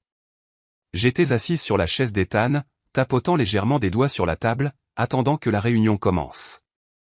Olivia, désolé de vous avoir fait attendre, Monsieur Davis est entré d'un pas vif, suivi de plusieurs autres membres du conseil d'administration et d'un homme d'âge moyen en costume élégant. Laissez-moi vous présenter. C'est Monsieur Harris d'Apex Investment. Il est très intéressé par notre projet. Je me suis levé et j'ai serré la main de Monsieur Harris, lisant le regard évaluateur dans ses yeux alors qu'il me jaugeait. Monsieur Harris, j'ai beaucoup entendu parler de vous. Le vice-président a toujours parlé en bien de vous. Madame Parker, vous êtes encore plus impressionnante que ne le suggèrent les rumeurs. Monsieur Harris a souri. Comment va le vice-président? Il se rétablit. Merci de vous en soucier. J'ai fait signe à tout le monde de s'asseoir. Monsieur Davis, j'ai entendu dire que nous discutions d'une acquisition aujourd'hui. Monsieur Davis s'est raclé la gorge et a allumé le projecteur. Apex Investment est intéressé par l'acquisition d'une participation de 30% dans notre entreprise à une prime de 20% sur le prix du marché. L'écran affichait des données financières complexes et des structures de propriété. J'ai rapidement parcouru le tout, remarquant que quelques transactions de détournement de fonds d'État étaient spécialement marquées sur le tableau des flux de trésorerie. Bien sûr, ce n'est qu'un projet, a dit Monsieur Davis en me lançant un regard significatif. Nous pourrons régler les détails plus tard. J'ai compris son intention. Ce n'était pas une réunion d'acquisition. C'était un coup d'État utilisant les malversations financières d'Ethan comme levier pour me menacer et prendre le contrôle de l'entreprise. Monsieur Harris, ai-je dit, contournant complètement Monsieur Davis. Êtes-vous conscient du rôle que joue mon mari dans cette entreprise? Monsieur Harris a haussé un sourcil. Le vice-président est le talent technique clé, bien sûr, mais une entreprise ne peut pas compter sur une seule personne. Bien dit. J'ai allumé la tablette que j'avais apportée. Voici un plan de développement sur 5 ans que j'ai élaboré, incluant de nouvelles lignes de produits et des stratégies d'expansion de marché.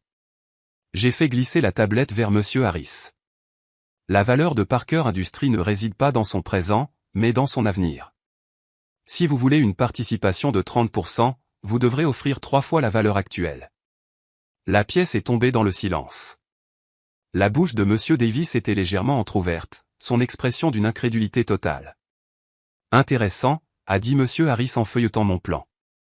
Avez-vous créé cela vous-même, Madame Parker? Mon mari et moi sommes partenaires en affaires comme dans la vie. J'ai souri. Je préfère simplement rester en arrière-plan d'habitude.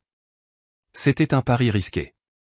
Je n'avais aucune autorité pour décider d'une vente de participation, mais si je pouvais maintenir l'intérêt de Monsieur Harris, je pouvais gagner du temps pour m'occuper de Monsieur Davis. Après la réunion, Monsieur Davis m'a barré le chemin. Olivia, à quoi jouez-vous? Monsieur Davis. Je l'ai regardé droit dans les yeux. Je sais que vous avez des preuves du détournement de fonds d'Ethan, mais n'oubliez pas que les brevets technologiques de base de cette entreprise sont à mon nom. C'était quelque chose qu'Ethan m'avait offert comme cadeau de mariage. À l'époque, je pensais que c'était juste une formalité légale, mais maintenant, c'était ma bouée de sauvetage. Le visage de Monsieur Davis s'est durci. Nous pouvons travailler ensemble. J'ai baissé la voix. Nous nous débarrassons d'Ethan, et vous devenez le président. Je m'occuperai de la technologie. Nous partageons les bénéfices 50-50e. Ses yeux se sont illuminés. La cupidité est toujours la plus grande faiblesse d'une personne. Avant de quitter l'entreprise, je suis passé par le service financier. Sous prétexte de comprendre la situation opérationnelle de l'entreprise, j'ai demandé tous les livres comptables des 3 dernières années. Sarah Jenkins étant partie, le nouveau comptable était un jeune diplômé qui a docilement accédé à ma demande. Ces virements? Ai-je pointé du doigt les registres de paiement au studio de Chloé? Y a-t-il des reçus? Le jeune employé a secoué la tête. Le vice-président les a traités comme des paiements spéciaux pour la collaboration de projet. J'ai photographié tous les relevés de transactions suspectes. Un plan se formait déjà dans mon esprit. Le fait qu'Ethan ait soutenu sa maîtresse avec les fonds de l'entreprise serait une preuve suffisante pour que j'obtienne la majorité des biens dans le divorce. Dans le couloir de l'hôpital, j'ai croisé Liam avec sa barbe naissante et ses yeux injectés de sang. Il ressemblait à un fantôme hantant les couloirs. « Olivia » a-t-il dit d'une voix étranglée en me voyant. « Pouvons-nous parler une minute ?» Nous avons trouvé une chambre de patient vide. Liam s'est assis et s'est mis à pleurer, de grosses larmes tombant sur le sol. Chloé veut divorcer. Elle a dit qu'elle était amoureuse de mon frère depuis le début. Je lui ai tendu un mouchoir, ne ressentant aucune sympathie. Alors, qu'est-ce que tu vas faire? Je ne sais pas, a-t-il dit en s'arrachant les cheveux. C'est mon propre frère. Mais il a ruiné ma vie. Il l'a fait, ai-je convenu. Comment un frère pourrait-il faire ça à son propre frère? Surtout en sachant que Chloé était tout pour toi. C'était comme verser de l'huile sur le feu. Liam s'est redressé d'un bond, les yeux brûlants de rage. Je vais le tuer. Ne sois pas idiot. Ai-je dit en le repoussant par les épaules. Il ne vaut pas la peine de gâcher ta vie. Tu dois récupérer ce qui t'appartient de droit. Ce qui m'appartient. L'entreprise, ai-je dit en le persuadant lentement. Tu es le deuxième fils de la famille Parker. Pourquoi tous les biens devraient-ils aller à ton frère? Maintenant qu'il est incapable, il est juste que tu en hérites. Liam est resté là, stupéfait, comme si c'était une possibilité qu'il n'avait jamais envisagée. Mais je ne connais rien à la gestion. Je t'aiderai, ai-je souri. Nous le ferons ensemble. Quand j'ai quitté Liam, c'était une personne différente. Ses yeux ne contenaient plus de douleur, mais de l'ambition. Une autre pièce d'échec était en place. Dans la chambre d'Ethan, un médecin examinait sa blessure. Il se rétablit bien, mais une détresse émotionnelle pourrait aggraver la blessure. Oui, docteur. Je ferai attention, ai-je répondu humblement, regardant le médecin partir avant de prendre un flacon de pilules de mon sac. C'est l'heure de tes médicaments.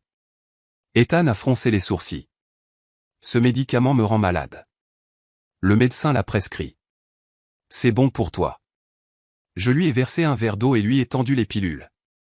Cette fois, j'avais ajouté une petite quantité de somnifère au laxatif, assez pour le faire dormir profondément pendant une demi-journée. Alors qu'il avalait les pilules, il a commencé à avoir l'air somnole. Olivia, est-ce que l'entreprise va bien?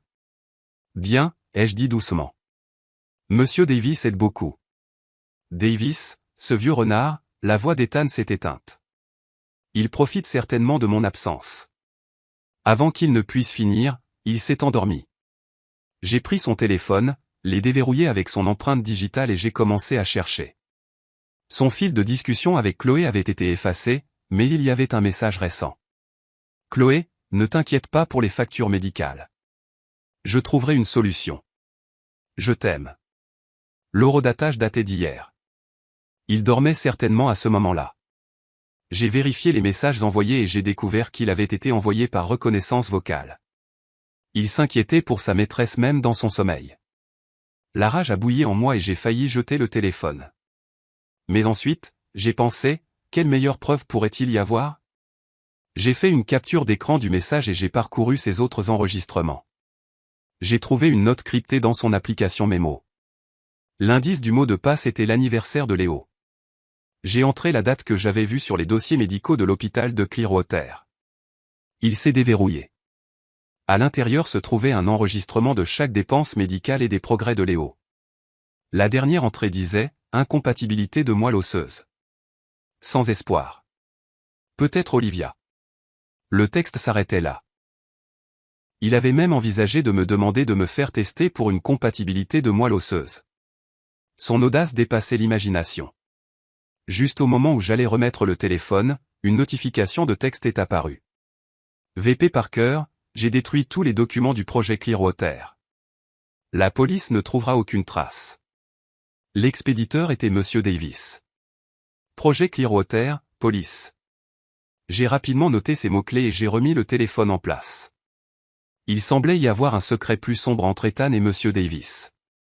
Une infirmière est entrée pour changer la perfusion et j'ai utilisé l'excuse d'aller chercher un café pour quitter la chambre. Alors que j'atteignais l'entrée de l'hôpital, quelqu'un a soudainement appelé mon nom. Olivia Taylor. C'est bien toi. Je me suis retourné. Un homme grand et beau se tenait dans la lumière du soleil, vêtu d'un costume élégant avec une épingle d'avocat sur son revers. Daniel? Daniel Carter. Je l'ai reconnu. Il avait été le premier de notre promotion en droit, m'avait poursuivi sans relâche, puis était parti dans un grand cabinet après que je l'ai rejeté. Ça fait 10 ans. Tu es devenue encore plus belle. Il a souri en s'approchant de moi. J'étais ici pour rencontrer un client. Je ne m'attendais pas à te voir. Après quelques politesses, Daniel est allé droit au but. J'ai vu les nouvelles concernant ton mari. Si tu as besoin d'une aide juridique. Quelle est ta spécialité? Les jeux interrompus. Litige de divorce et criminalité en col blanc, a-t-il dit en me tendant sa carte de visite. Et je suis un expert pour traiter avec les maris infidèles. Parfois, le destin crée les coïncidences les plus incroyables. J'ai pris la carte, mes doigts effleurant sa paume. Il se trouve que j'ai besoin exactement de ce genre d'avocat. N'importe quand, a-t-il dit en me lançant un regard significatif. Pour toi, je le ferai même gratuitement. Avant de partir, Daniel a soudainement dit, « Oh, et j'étais vraiment désolé d'apprendre pour ta mère. » Je me suis figé. « Tu te souviens de ma mère ?»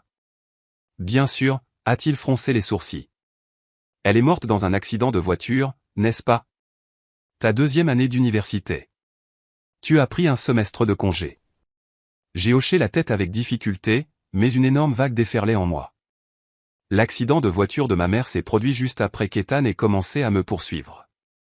À l'époque, il avait dit que c'était juste un tragique accident, mais en le reliant au message du projet Clearwater que je venais de voir. Quand je suis retourné dans la chambre, Ethan dormait encore profondément. Je me suis assise près de la fenêtre, perdu dans mes pensées. Et si l'accident de voiture de ma mère n'était pas un accident? Et si Ethan m'avait approché avec une arrière-pensée? Alors tout cela était bien plus sombre et plus laid que je ne l'avais jamais imaginé.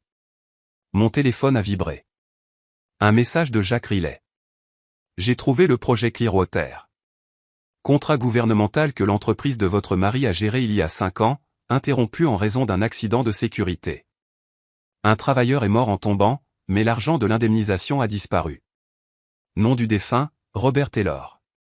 Mon sang s'est glacé. Robert Taylor. Le nom de mon père. Robert Taylor. Le nom de mon père. Ces 2 mots ont poignardé mon cœur comme un couteau aiguisé. Je fixais l'écran du téléphone comme si les lettres pouvaient soudainement se transformer et disparaître. Mon père avait quitté la maison quand j'avais 10 ans. Ma mère disait qu'il était parti travailler dans une autre ville et nous n'avions plus jamais entendu parler de lui. Mais maintenant, Jacques Riley me disait que mon père était mort sur un chantier de construction où Ethan Parker était responsable. Envoie-moi plus de détails, ai-je tapé avec des mains tremblantes. Bientôt, un rapport d'enquête sur l'accident scanné est arrivé de Jacques. Il y a 5 ans, sur le chantier de construction de l'autoroute de Clearwater, un échafaudage s'est effondré et un travailleur est mort sur le coup. Le nom de mon père était clairement indiqué parmi les défunts.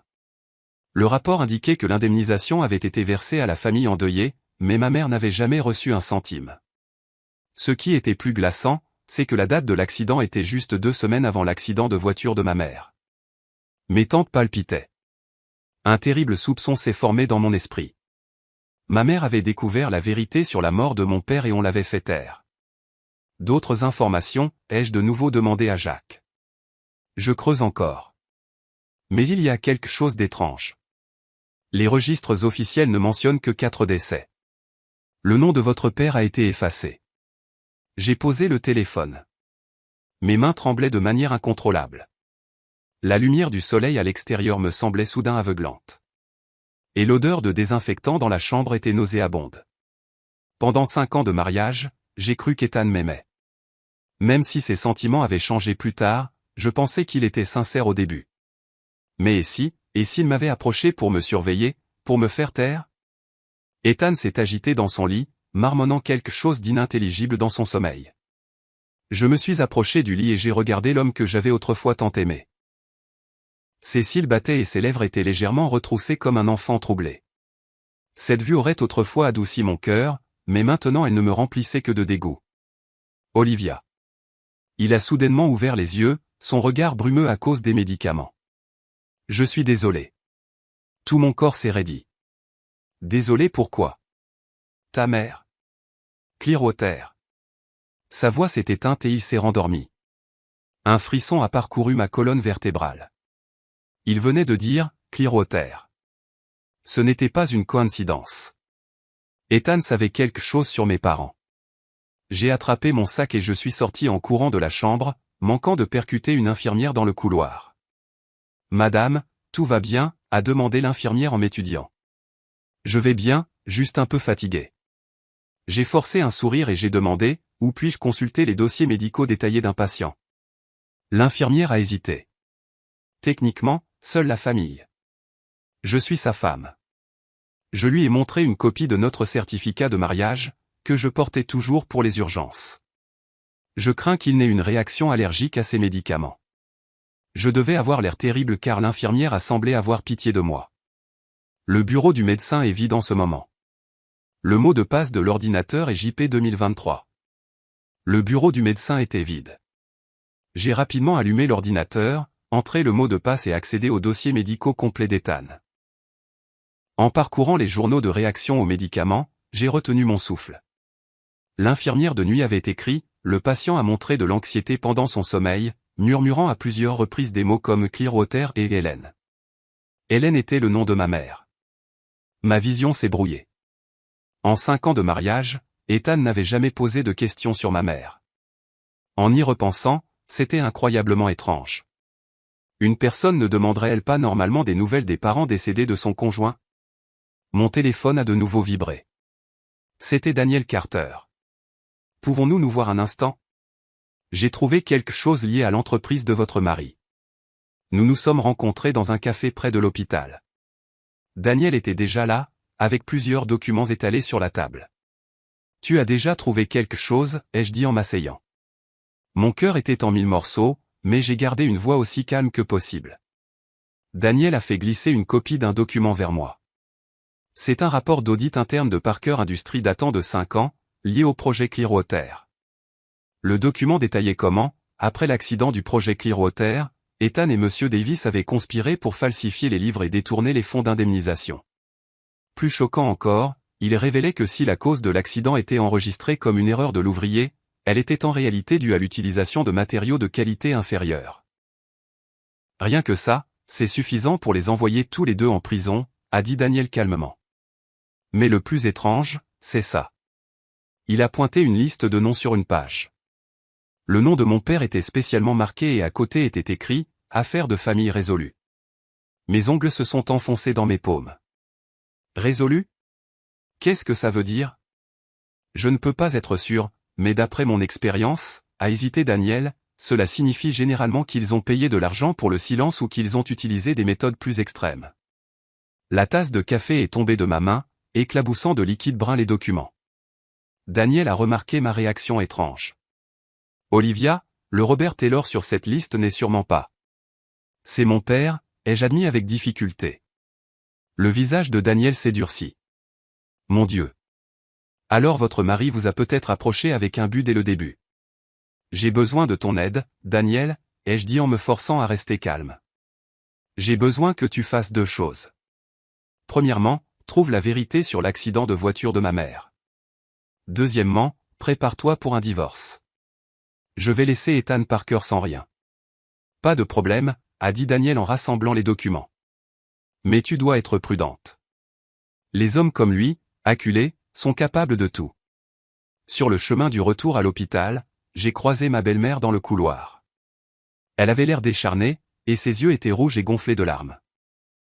Mère, j'ai bloqué son chemin, connaissez-vous quelqu'un du nom de Robert Taylor? La couleur a quitté son visage. Le thermos qu'elle tenait a heurté le sol avec fracas. Comment connaissez-vous ce nom? Je l'ai vu sur la liste des victimes du projet Clearwater, ai-je dit en m'approchant d'un pas, c'était mon père. Ma belle-mère a reculé, heurtant le mur.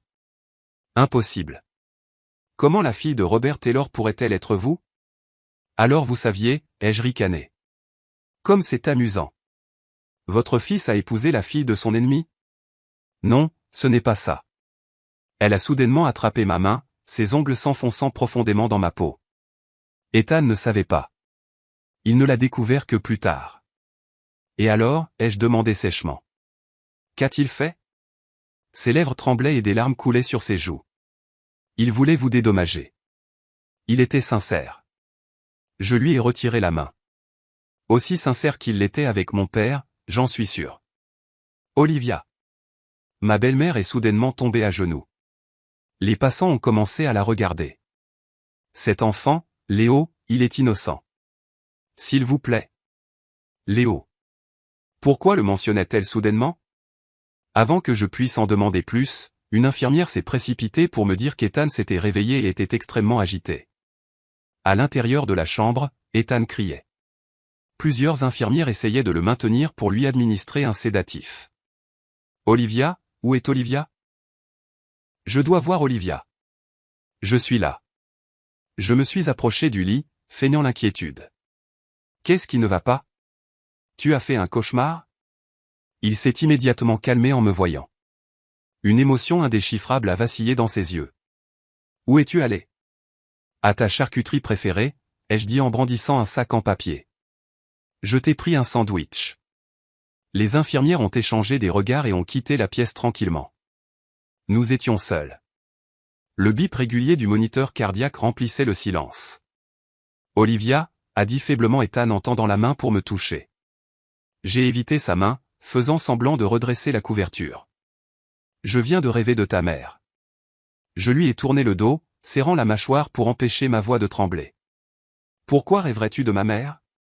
Tu l'as à peine connue. Il a fait une pause. Je me sentais juste mal de ne pas avoir bien pris soin de toi. Quel jeu d'acteur parfait. Si je ne connaissais pas le projet Clearwater, j'aurais pu être ému par sa sincérité. Ne dis pas ça. Je me suis retourné, j'ai souri et j'ai porté une cuillerée de porridge à ses lèvres. Tiens, mange quelque chose. Il a ouvert la bouche docilement, mais ses yeux ne quittaient pas mon visage. Olivia, si je t'ai fait quelque chose de mal, pourrais-tu me pardonner? La cuillère s'est arrêtée en l'air.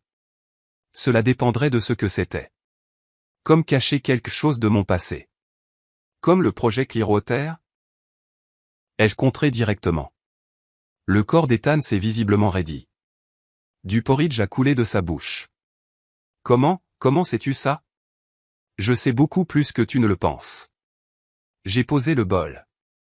Ma voix était aussi légère qu'une plume, mais chaque mot était une lame. Comme Robert Taylor, comme affaire de famille résolue. Ses pupilles se sont contractées brusquement. Son visage est devenu cendré.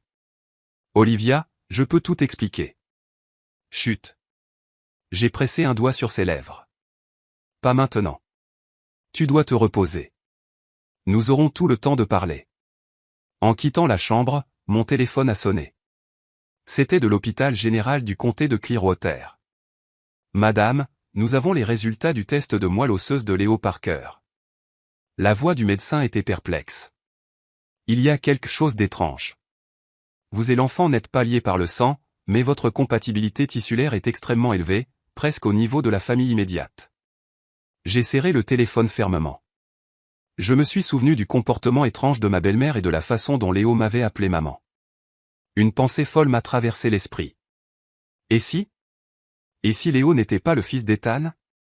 La climatisation de la salle d'audience était à fond, mais je sentais une chaleur monter du plus profond de moi. 3 mois de planification méticuleuse allaient enfin se concrétiser aujourd'hui. La galerie était bondée de journalistes, d'employés de l'entreprise et même de quelques amis de Chloé. Ethan était assis sur le banc des accusés, le visage sombre, tapotant nerveusement du pied. Depuis son opération, il était devenu comme un jouet cassé. Plaignante, votre déclaration liminaire. Le juge a frappé de son marteau. Daniel Carter s'est levé. Son costume élégant renforçait sa présence imposante. Votre honneur, la plaignante poursuit le défendeur, Ethan Parker, pour infidélité conjugale, violence domestique et dissimulation de biens matrimoniaux. Il a présenté des photos, des relevés bancaires et des rapports médicaux comme preuve. Lorsqu'une photo du rendez-vous d'Ethan et Chloé à l'hôtel a été agrandie sur le grand écran, un souffle a traversé la galerie. Objection. Cette photo a été prise illégalement et est irrecevable comme preuve. L'avocat d'Ethan s'est levé d'un bond. La photo a été prise dans un lieu public et constitue une preuve légale. Daniel a souri. Il a appuyé sur un bouton d'une télécommande et un enregistrement a commencé à jouer. Chloé, ma femme n'est qu'une façade. Dès que j'aurai les brevets à son nom, je divorcerai. La voix d'Ethan résonnait clairement. Lorsque l'enregistrement s'est terminé, la salle d'audience était silencieuse. Je pouvais sentir le regard venimeux d'Ethan sur ma nuque sans même regarder. Votre honneur, ce n'est que le début, a poursuivi Daniel. Le défendeur a détourné des fonds de l'entreprise pour soutenir sa maîtresse, pour un total de plus d'un demi-million de dollars. L'écran a changé pour afficher des relevés bancaires.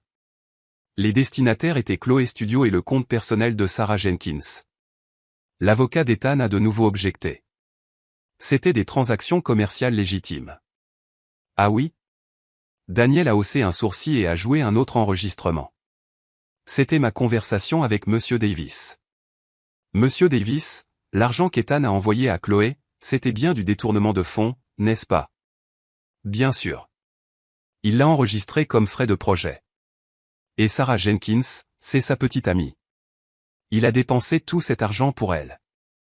Ethan a bondi sur ses pieds, sa chaise raclant bruyamment le sol.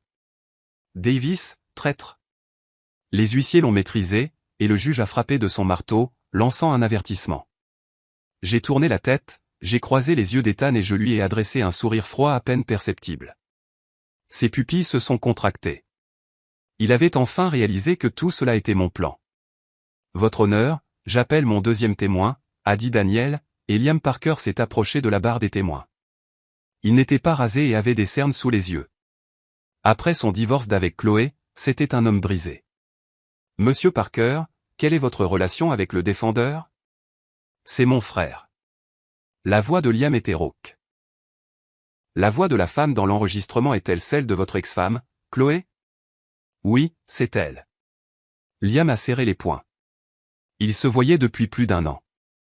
Mon frère lui a même acheté un appartement. La galerie a de nouveau murmuré. L'avocat d'Ethan a désespérément essayé de réfuter, mais les preuves étaient indéniables. Une dernière question. La voix de Daniel est devenue solennelle. Le défendeur vous a-t-il déjà agressé physiquement? Liam a retroussé sa manche, révélant une cicatrice sur son bras. C'est là qu'il m'a brûlé avec une cigarette après avoir découvert que j'avais tout dit à Olivia. Au bon moment, j'ai baissé la tête et j'ai tamponné mes yeux avec un mouchoir. Le regard du juge s'est visiblement adouci. C'était une performance que j'avais répétée d'innombrables fois. Le portrait de la victime devait être juste, pas exagéré. Votre honneur, j'appelle mon dernier témoin.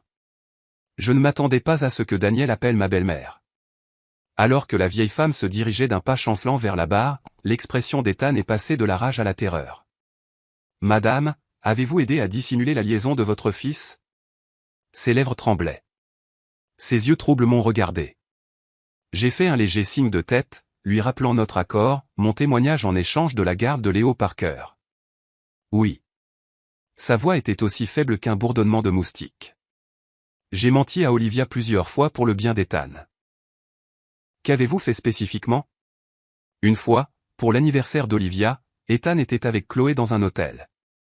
J'ai dit à Olivia qu'il était en réunion. Le témoignage de ma belle-mère a été le dernier clou dans le cercueil d'Ethan. Pendant la suspension de séance, j'ai croisé Ethan aux toilettes. Il a bloqué la porte, dégageant une menace. Tu penses que tu as gagné, n'est-ce pas? A-t-il sifflé, son doigt pointant près de mon visage. Toi, ces photos. Cet enregistrement? Tu as tout manigancé. J'ai fait un pas en arrière, m'assurant que la caméra de vidéosurveillance pouvait le filmer en train de me menacer. La loi croit aux preuves, pas aux motifs. Tu vas voir. Son visage s'est tordu. Quand je sortirai, je te ferai finir comme tes parents. Comme tu as fait à mes parents, ai-je demandé doucement. Le visage d'Ethan s'est figé. Juste à ce moment-là, Daniel a ouvert la porte et s'est placé devant moi. Monsieur Parker, je vous suggère de maintenir vos distances. Lorsque le procès a repris, Daniel a lâché la bombe finale. Votre honneur, nous venons d'obtenir de nouvelles preuves. Des preuves que le défendeur est également coupable de fraude et d'homicide involontaire. L'écran a montré le vieux rapport d'accident. Projet Clearwater. 5 ouvriers décédés. L'un d'eux, Robert Taylor, le père de la plaignante. Le défendeur a dissimulé la vérité sur l'accident et a falsifié les registres d'indemnisation. La voix de Daniel était lourde. La salle d'audience a éclaté dans le chaos. Les journalistes prenaient des photos frénétiquement. Le marteau du juge était inutile. Ethan, le visage cendré, tremblait mais ne disait rien. Ce qui est plus horrible, a poursuivi Daniel, c'est que la mère de la plaignante, Madame Helen Taylor, est décédée dans un accident de voiture peu de temps après avoir appris la vérité. Il a montré une photo floue d'une berline noire heurtant une femme sur le trottoir. Mes ongles se sont enfoncés dans mes paumes, mais j'ai gardé une expression triste mais forte. Cette photo, j'avais payé une fortune pour la restaurer à partir d'images granuleuses de caméras de rue. Elle était floue, mais suffisamment choquante. Objection. C'est sans rapport avec l'affaire, a crié l'avocat d'Ethan. Au contraire, a répondu calmement Daniel. Cela explique pourquoi le défendeur a contrôlé la plaignante et a caché des biens pendant si longtemps. Il avait peur qu'elle découvre la vérité et cherche à se venger. Le juge a finalement suspendu la séance, avec un verdict à annoncer plus tard, mais l'issue était déjà décidée. 3 jours plus tard, le verdict est tombé. Le divorce a été accordé. J'ai reçu 70% des biens matrimoniaux, le contrôle de l'entreprise et 2 appartements au nom d'Ethan. Mieux encore, le tribunal avait transmis les preuves des crimes financiers d'Ethan au bureau du procureur. Il risquait au moins 5 ans de prison. Dans le bureau de Daniel, il m'a versé une coupe de champagne. Félicitations. Une victoire parfaite. J'ai pris une gorgée. Les bulles qui éclataient sur ma langue étaient subtilement amères. Ce n'est pas fini. Le secret de la naissance de Léo est toujours là. À ce sujet, Daniel a sorti une enveloppe d'un tiroir. Les résultats du test ADN. Il est certain que vous et Léo êtes apparentés, mais ce qui est étrange, c'est que... J'ai déchiré l'enveloppe. Le rapport indiquait clairement une relation probable tante-neveu. Tante-neveu. J'ai froncé les sourcils. Cela signifie que Léo n'est pas mon fils, mais mon neveu. Ce qui signifie que son père devrait être votre frère, a expliqué Daniel. Mais vous êtes fille unique, n'est-ce pas? Mon esprit s'est emballé. Mon père avait-il un fils secret, ou ma mère? Il faisait nuit quand j'ai quitté le cabinet d'avocat. Alors que je me dirigeais vers le parking, une silhouette sombre a émergé de derrière un pilier.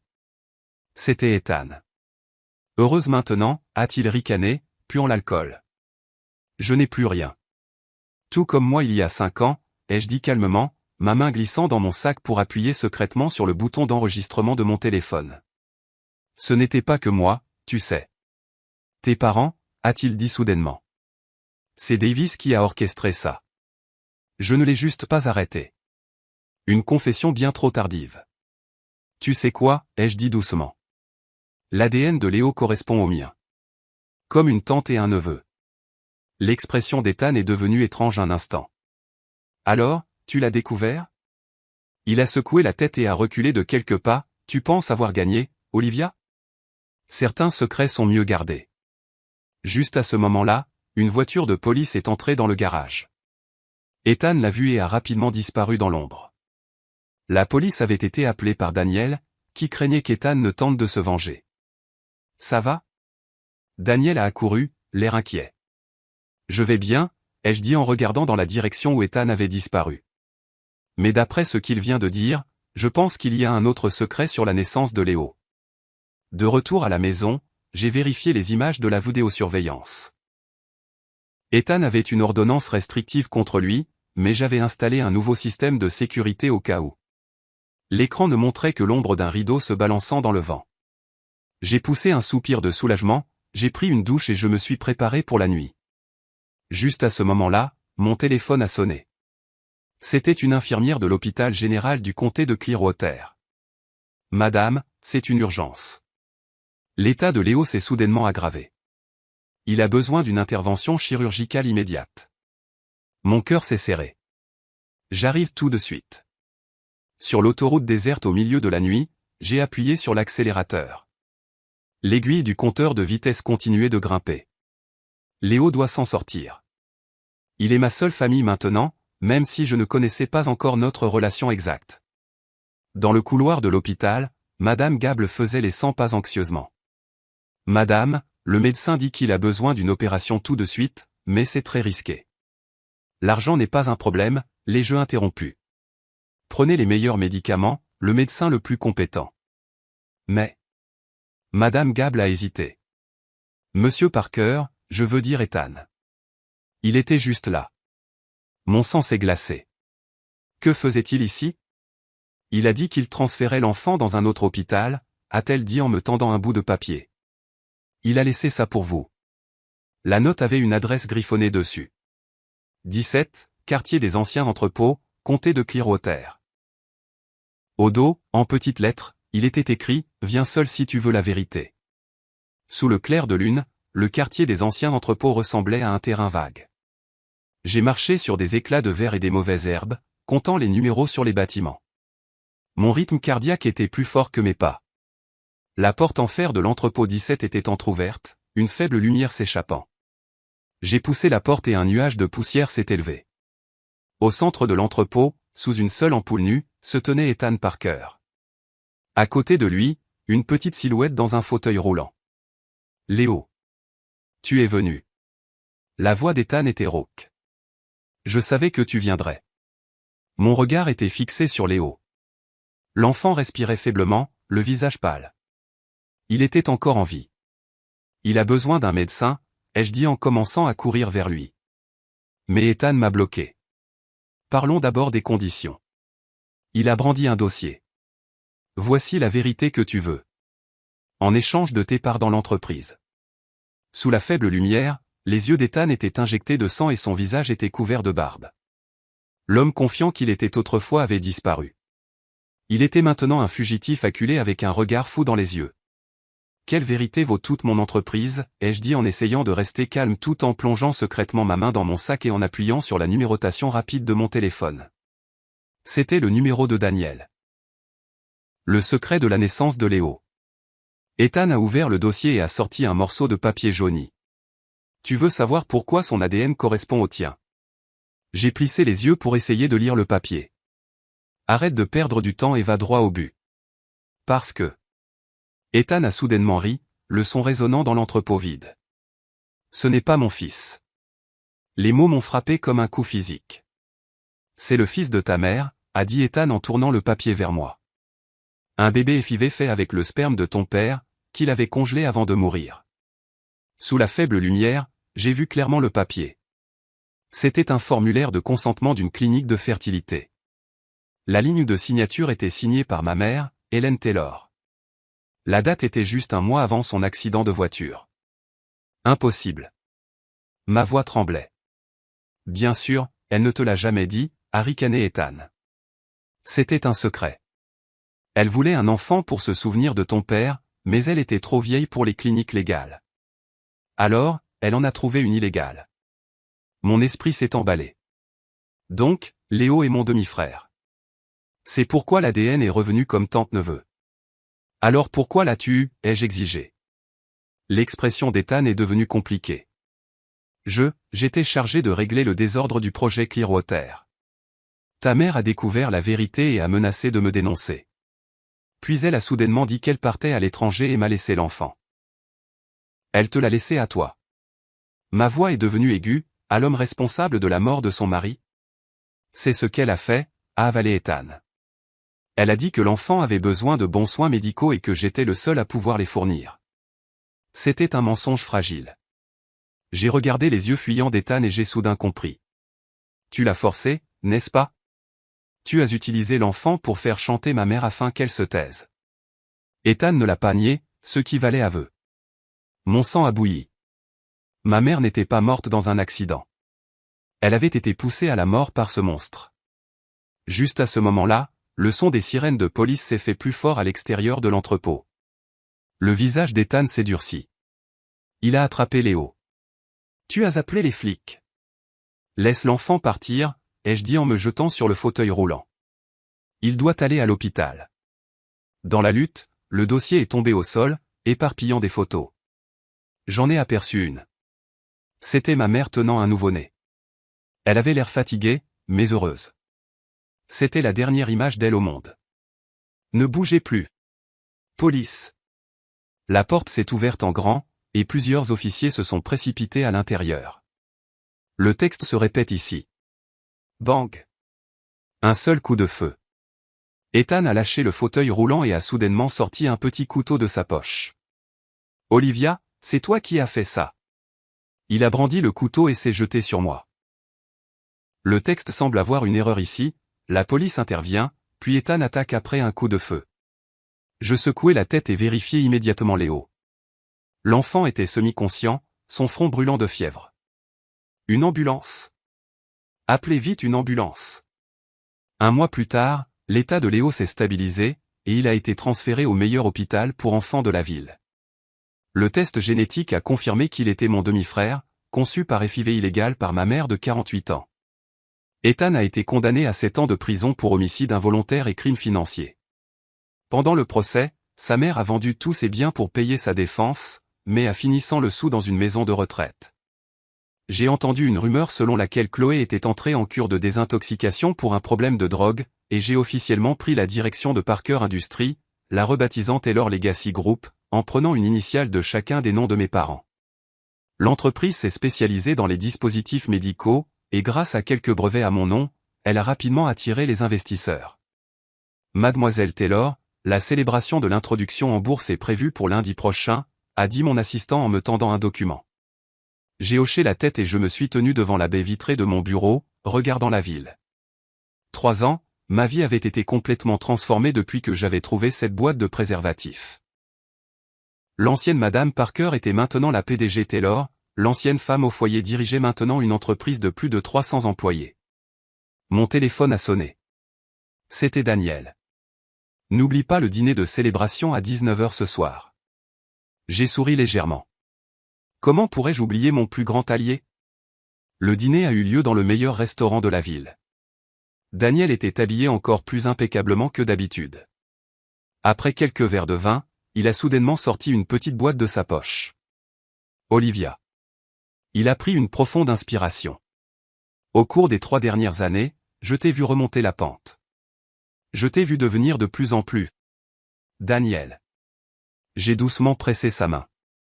Ne l'ouvre pas, son expression s'est assombrie. Je n'ai même pas encore demandé. Je sais ce que tu vas dire. J'ai souri, mais pas maintenant. Je viens juste de me retrouver. J'ai besoin d'un peu plus de temps pour me tenir debout toute seule. Daniel est resté silencieux un moment, puis a hoché la tête et a rangé la boîte. Je comprends, mais j'attendrai. Alors que je le raccompagnais à son taxi, il s'est soudainement retourné. Oh, c'est vrai. La procédure d'adoption de Léo a abouti. L'audience finale est la semaine prochaine. Une douceur a rempli mes yeux. Le médecin a dit que sa greffe de moelle osseuse a été un énorme succès aussi. De retour à la maison, j'ai tranquillement ouvert la porte de la chambre de l'enfant. Léo dormait déjà, son petit visage paisible sous la lueur de la veilleuse.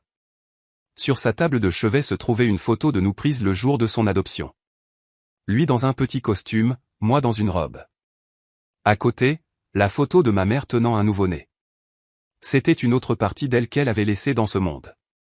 Dors bien, Léo, ai-je chuchoté en l'embrassant sur le front. Demain, ta grande sœur t'emmène à Disneyland. Je me suis tenu sur le balcon, la brise nocturne sur mon visage. Les événements des 3 dernières années ont défilé dans mon esprit. Trahison, vengeance, découverte et renaissance. D'une femme soumise à une PDG au sang-froid, du désespoir à la force, la douleur qu'Ethan m'avait infligée était finalement devenue le catalyseur de ma propre renaissance. Demain, le Taylor Legacy Group ferait face à un nouveau défi.